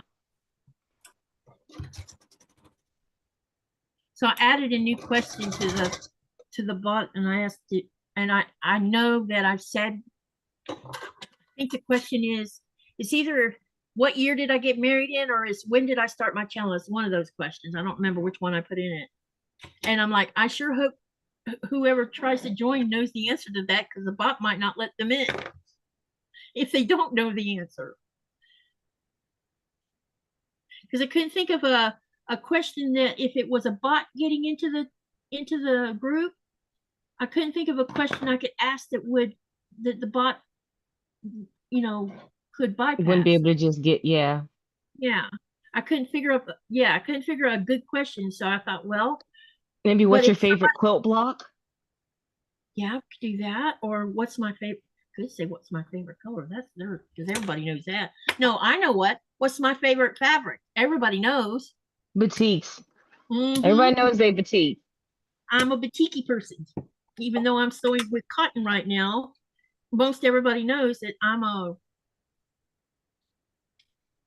batiki girl or woman, whatever.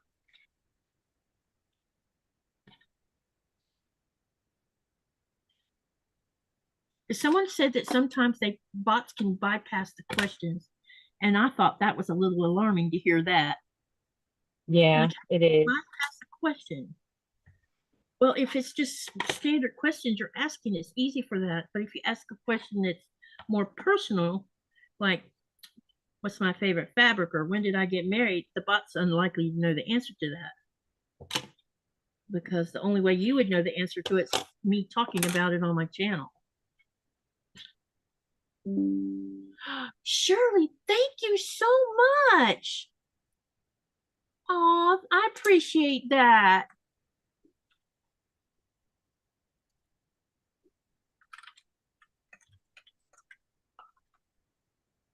Y'all are so sweet.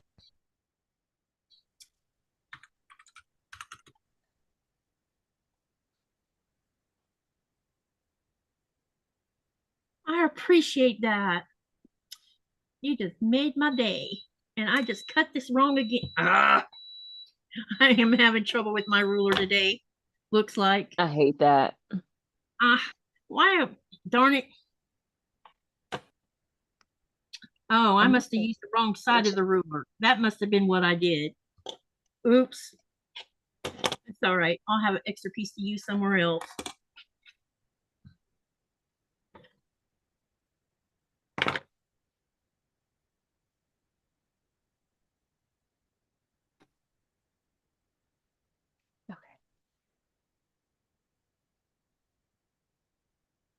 It has been a minute since I just wound up some bobbins. Yeah, you know what? I need to wind bobbins. Do you find it a pain to do that? Because it's like the most boring thing to have to sit and do. It is incredibly boring. I'm I like, normally do it when I don't feel like sewing. Like right Yeah. now, I'm sitting here, I'm on this live, and I don't know if I want to start sewing right now, so I'm just gonna wind some bobbin. Yeah, I need to, because I'm on my last bobbin right now. Yeah, I was like, oh gosh, I have no gray bobbins wound, and I only have one white. I've Oh, been that's thinking, the other thing I've been thinking a lot about, besides winding bobbins, is I've been talking a lot with my friend Melanie, and we've had some discussion about my craft room with here in the chat too. I think I'm going to turn the camera on in there. I just got to figure out how I can deal with the lighting problem in there. Because I took all the lamps out of there to use in here. And maybe do one area at a time, and because I'm going to set myself to just an hour and set a timer and see if I can make it through the whole hour without walking out of the room. And maybe if I did it on the live, maybe I won't be as likely to walk out because y'all will be there to cheer me on. Does that make sense? yeah. It's just I'm concerned about the lighting being so bad y'all can't see what I'm doing. And I'll have to use my phone, so I'll have to have both my phones on where I can see chat on one phone and use the other phone for the video, because there's no way I can move this laptop in here because this laptop does not have video. I have it attached to a monitor because the screen is damaged. Because we lost 2 laptops about 2 months ago. His died and mine did. Oh, that So sucks. talk about everything happening in pairs, you know? It's like, why, oh, why does this got to happen? Okay. But it's all good. We will figure it out. But I thought if I moved maybe a couple of the tall lamps, and there is still a lamp in there, a really tall lamp in there, and if I get it turned just right, maybe you could see one spot like I thought I would. Because one thing is for sure, I'm gonna have to take everything out of that room.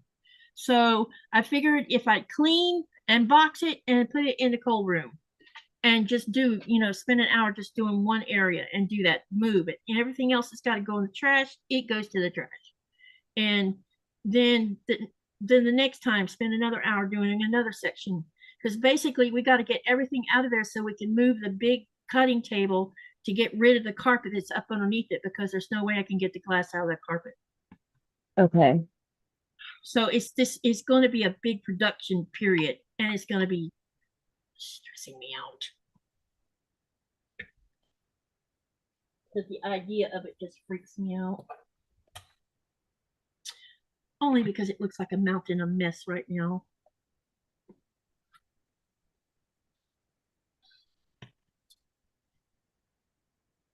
Hmm, 12, and that looks like this ruler's too long.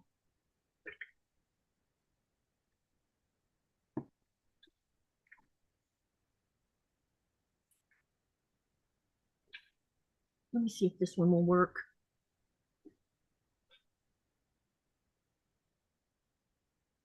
Nope, this one's not long enough either. But the other one was too long.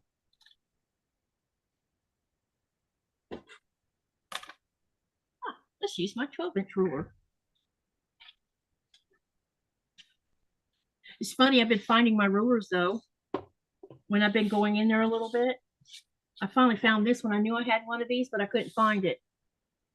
It had gotten moved in all the chaos. What's that, a 12.5? Yeah. And it had been moved because they that whole wall where the window was at, this was sitting on one of the shelves in between one of the sets of books. And so when everything got moved, I didn't know where it got moved to, and I couldn't find it. And I moved something, and I'm like, oh, there's my ruler. Finally, I found it, because I halfway thought maybe it got sucked out the window, but I couldn't understand how it would have got sucked out of the window when it was in between 2 books. It was just hiding. It was hiding from me. It didn't want to be found.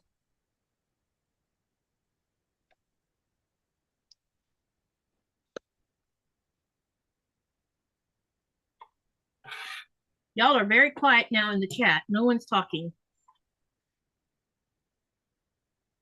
They must be watching another something. Or they're sewing. Or they're eating. Or eating. Yeah, you know, I mentioned it already once.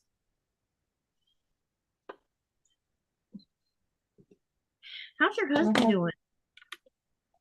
Mine? He's fine.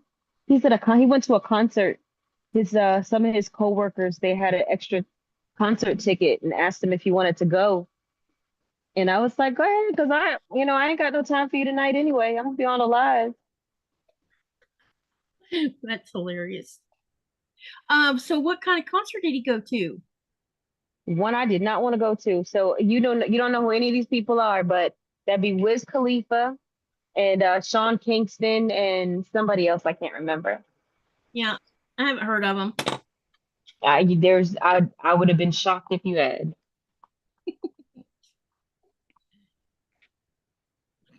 But he mostly wanted to see Wiz Khalifa. He's a fan of his, and so he was excited to go. I had no intention of going. They had an extra ticket. I could have gone.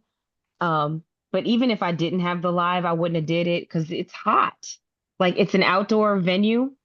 Mm-hmm. So you're outside sweating. And that is just a no for me. It's too hot for me.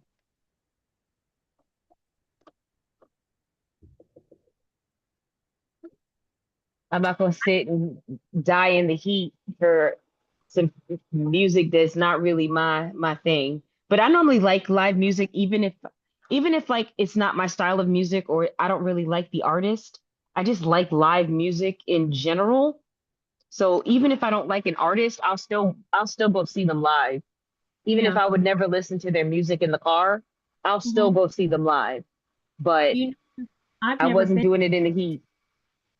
Yeah, the heat would be a factor. I've never been to a concert. You never been to a concert? Nope. You've Out of done all, everything else? not one. I'm a big concert goer. I mean, I haven't been to like thousands. Like some people have been to tons. I've not been to tons, but I've been to more than a few. I had an opportunity to go see Styx down in Kissimmee, but I was just fresh out of quitting church and everything. So I didn't. Fear is a funny thing. Um, I didn't want to go by myself because I'd never been to a concert.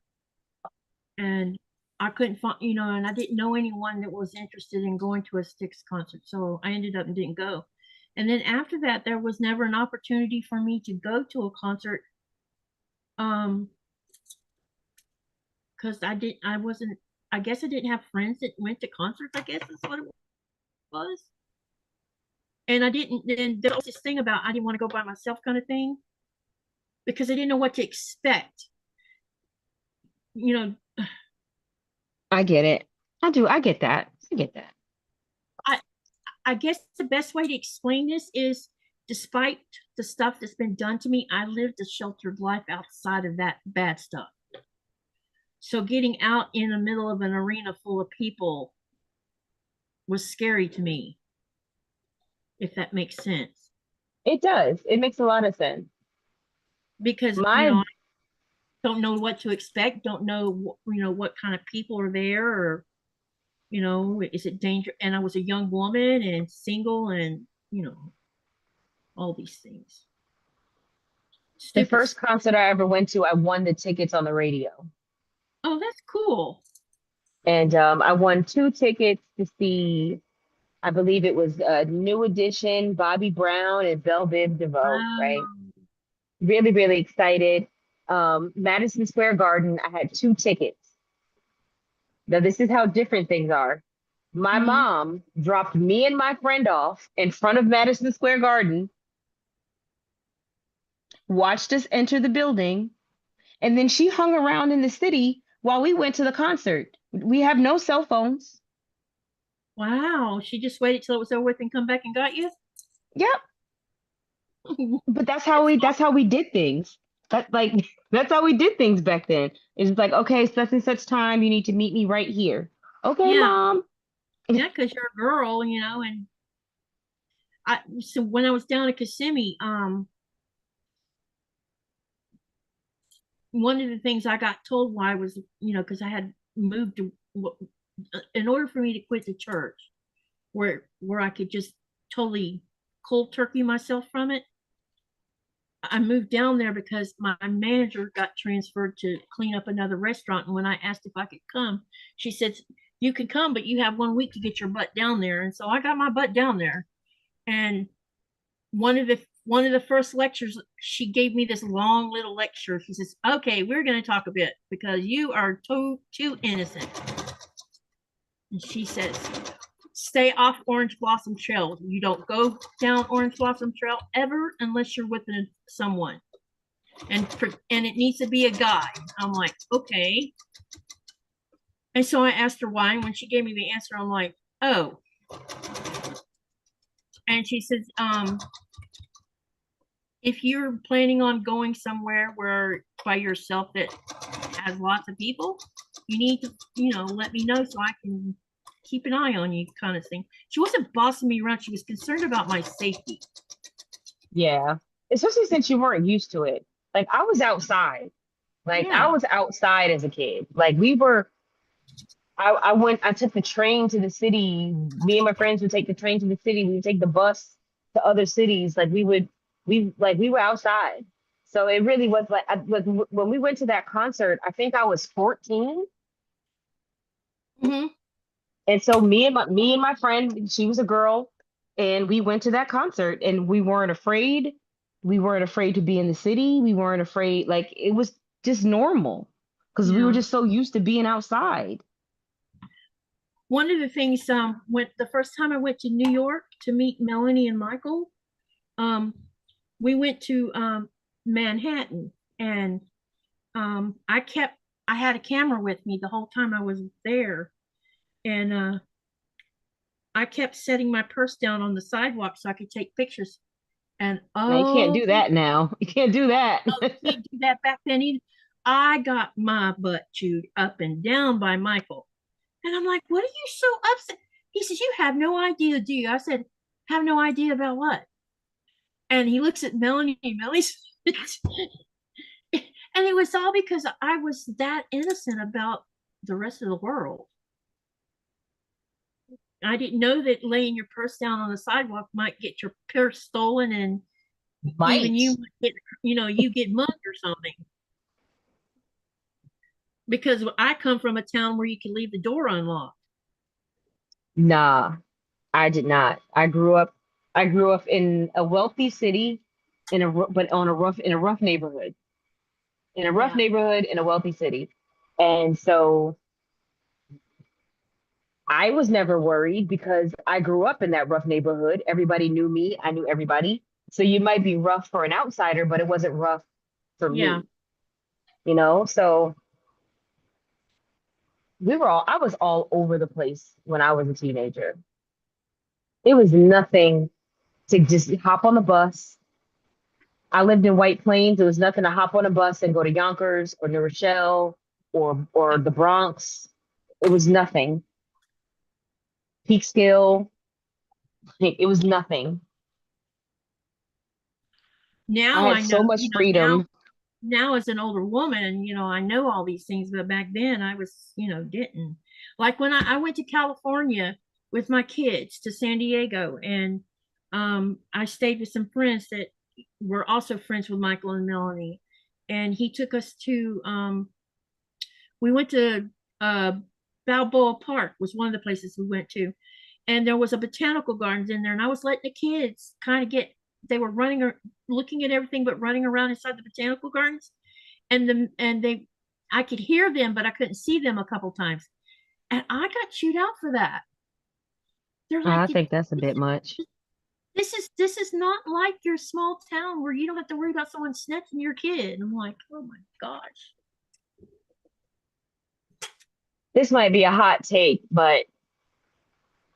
or an unpopular take, but I don't feel like kids are taken off the street any more today than they were 40 Back years then. ago when I was growing up. Yeah. It's just that people are more afraid of it now, but I don't think that it happens any more now than it used to.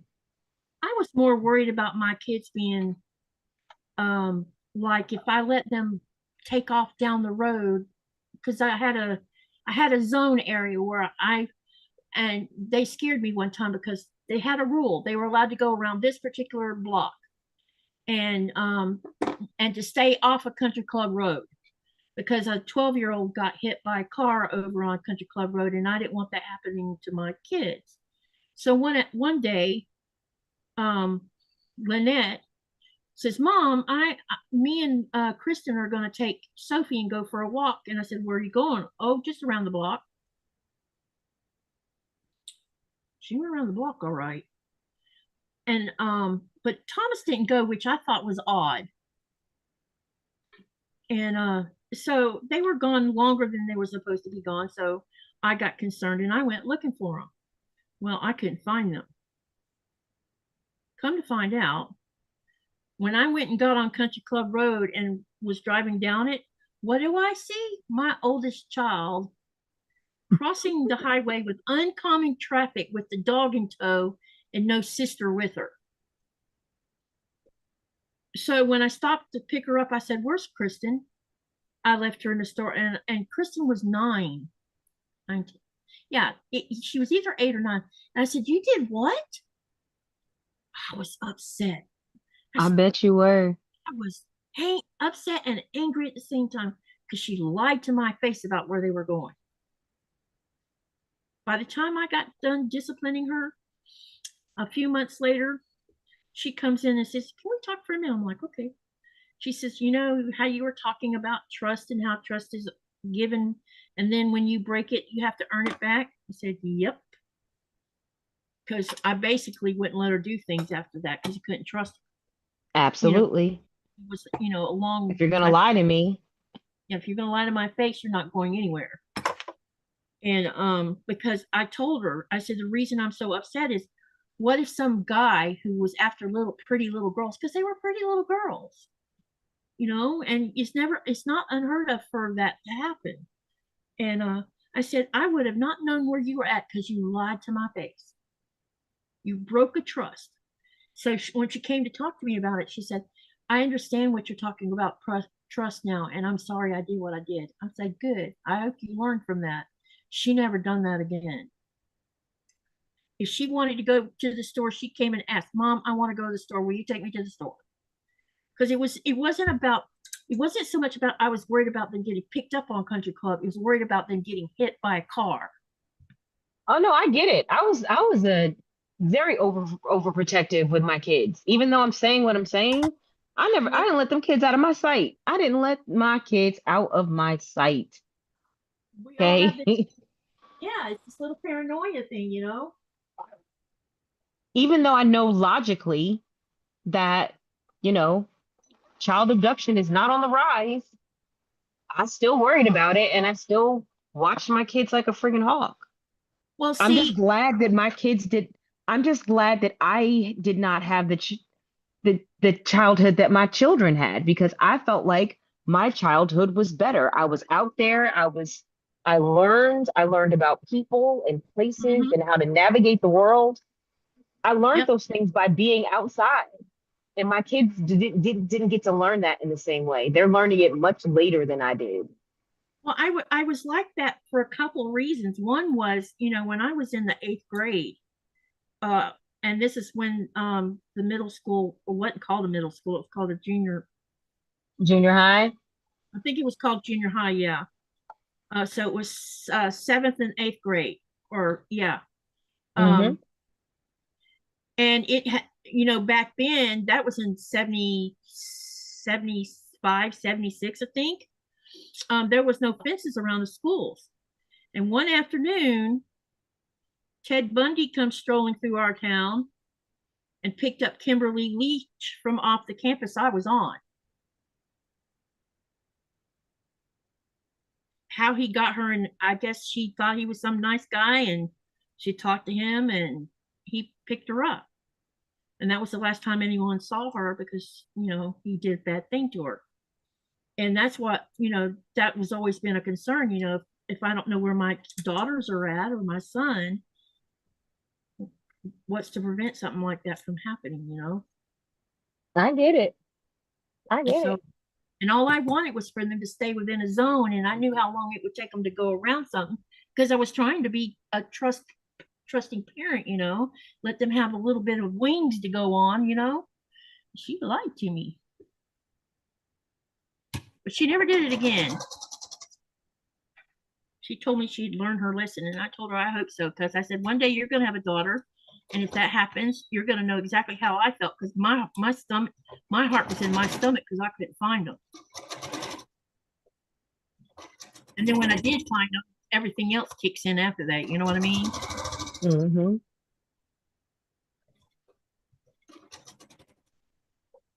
And my kids have never been problematic to begin with. She just, I don't know what possessed her. Well, kids are gonna do things, Yep. And she didn't get just chastised too. I mean, Kristen got in trouble too, because Kristen was old enough. She was old enough to know right from wrong, number one. And number two, she could have said, no, I'm not going because I'll get in trouble. But she went with her. But what made it worse is Lynette leaving her by herself. Yeah.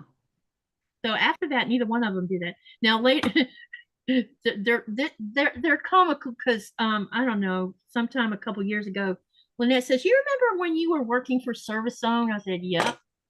She says, "We used to have Levi over, even though you told us we weren't allowed to have anybody over the house. We'd sneak Levi in the house." And I'm like, "And you're telling me this now? Why?" "Because I just thought you should know we've done that." I'm like, "Okay."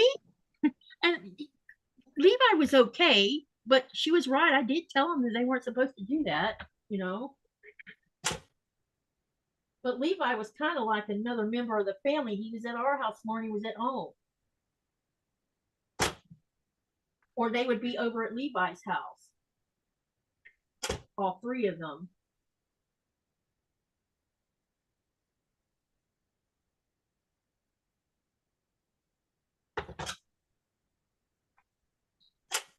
Kristen took Abby to her first concert.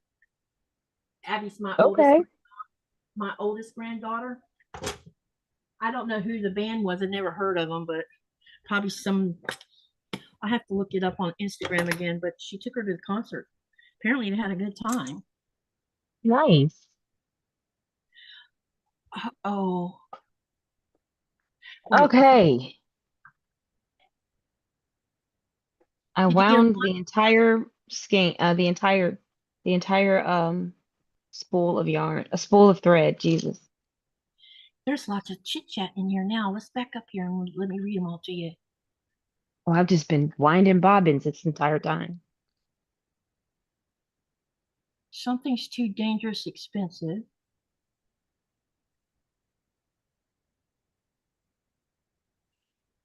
What's too dangerous expensive? I don't know. I missed something. Too dang. She said spell check. Too dang expensive is what she was trying to say. John said something up here too. Katie, Nico's wasn't safe. I wanted to have flounder fresh for about a week after I saw that big fish. I was left floundering all alone without fresh fish, laugh out loud. I'm not a halibut. Okay.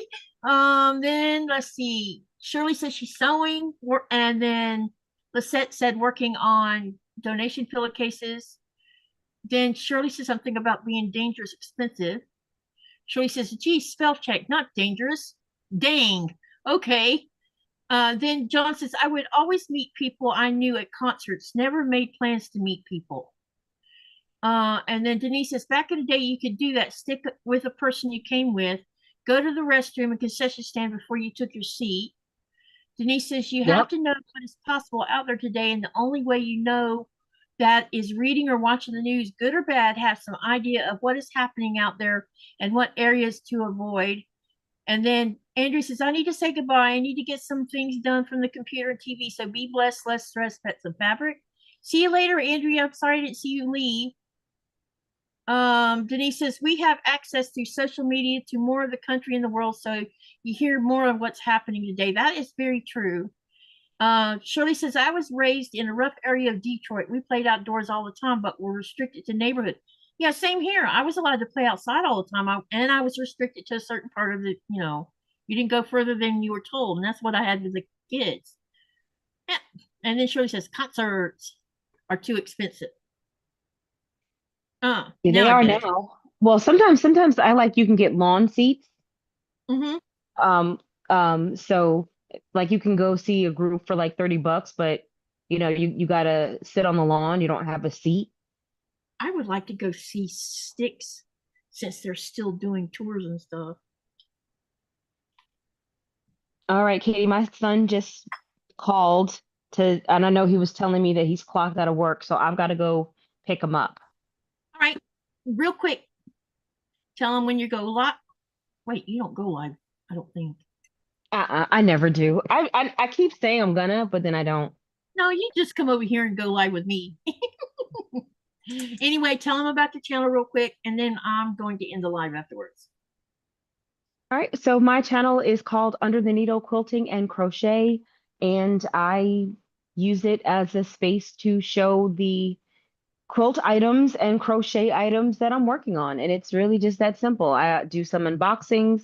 Every once in a while, I might try to do a pattern review or some type of tutorial, but I keep it casual. I love your videos. Thank you. You've been doing some really good ones lately, for sure, for sure. All right, everyone, thank you for sticking with me. I know I didn't get this block finished because I'm slow. But I hope you enjoyed it nonetheless, and I'll probably have some more of these done so that when we do get together again next month for this particular sew along, I'll have more to show you because what I've tried to do is decide on how wide I want to make it and how long, and then I'll start going from there and we'll go from there. So anyway, remember to live, laugh, love, and dream, and what do? You make something. Love you guys. See you. Oh, don't forget tomorrow night's live with Danny and Myra. We're doing peace of mind mending pieces. So don't forget about that. That's at 4:30 Eastern Standard Time, and I'll get the links up in a little bit. All right. See you later, everyone, and have a great night and a great weekend. Bye. Bye, everyone.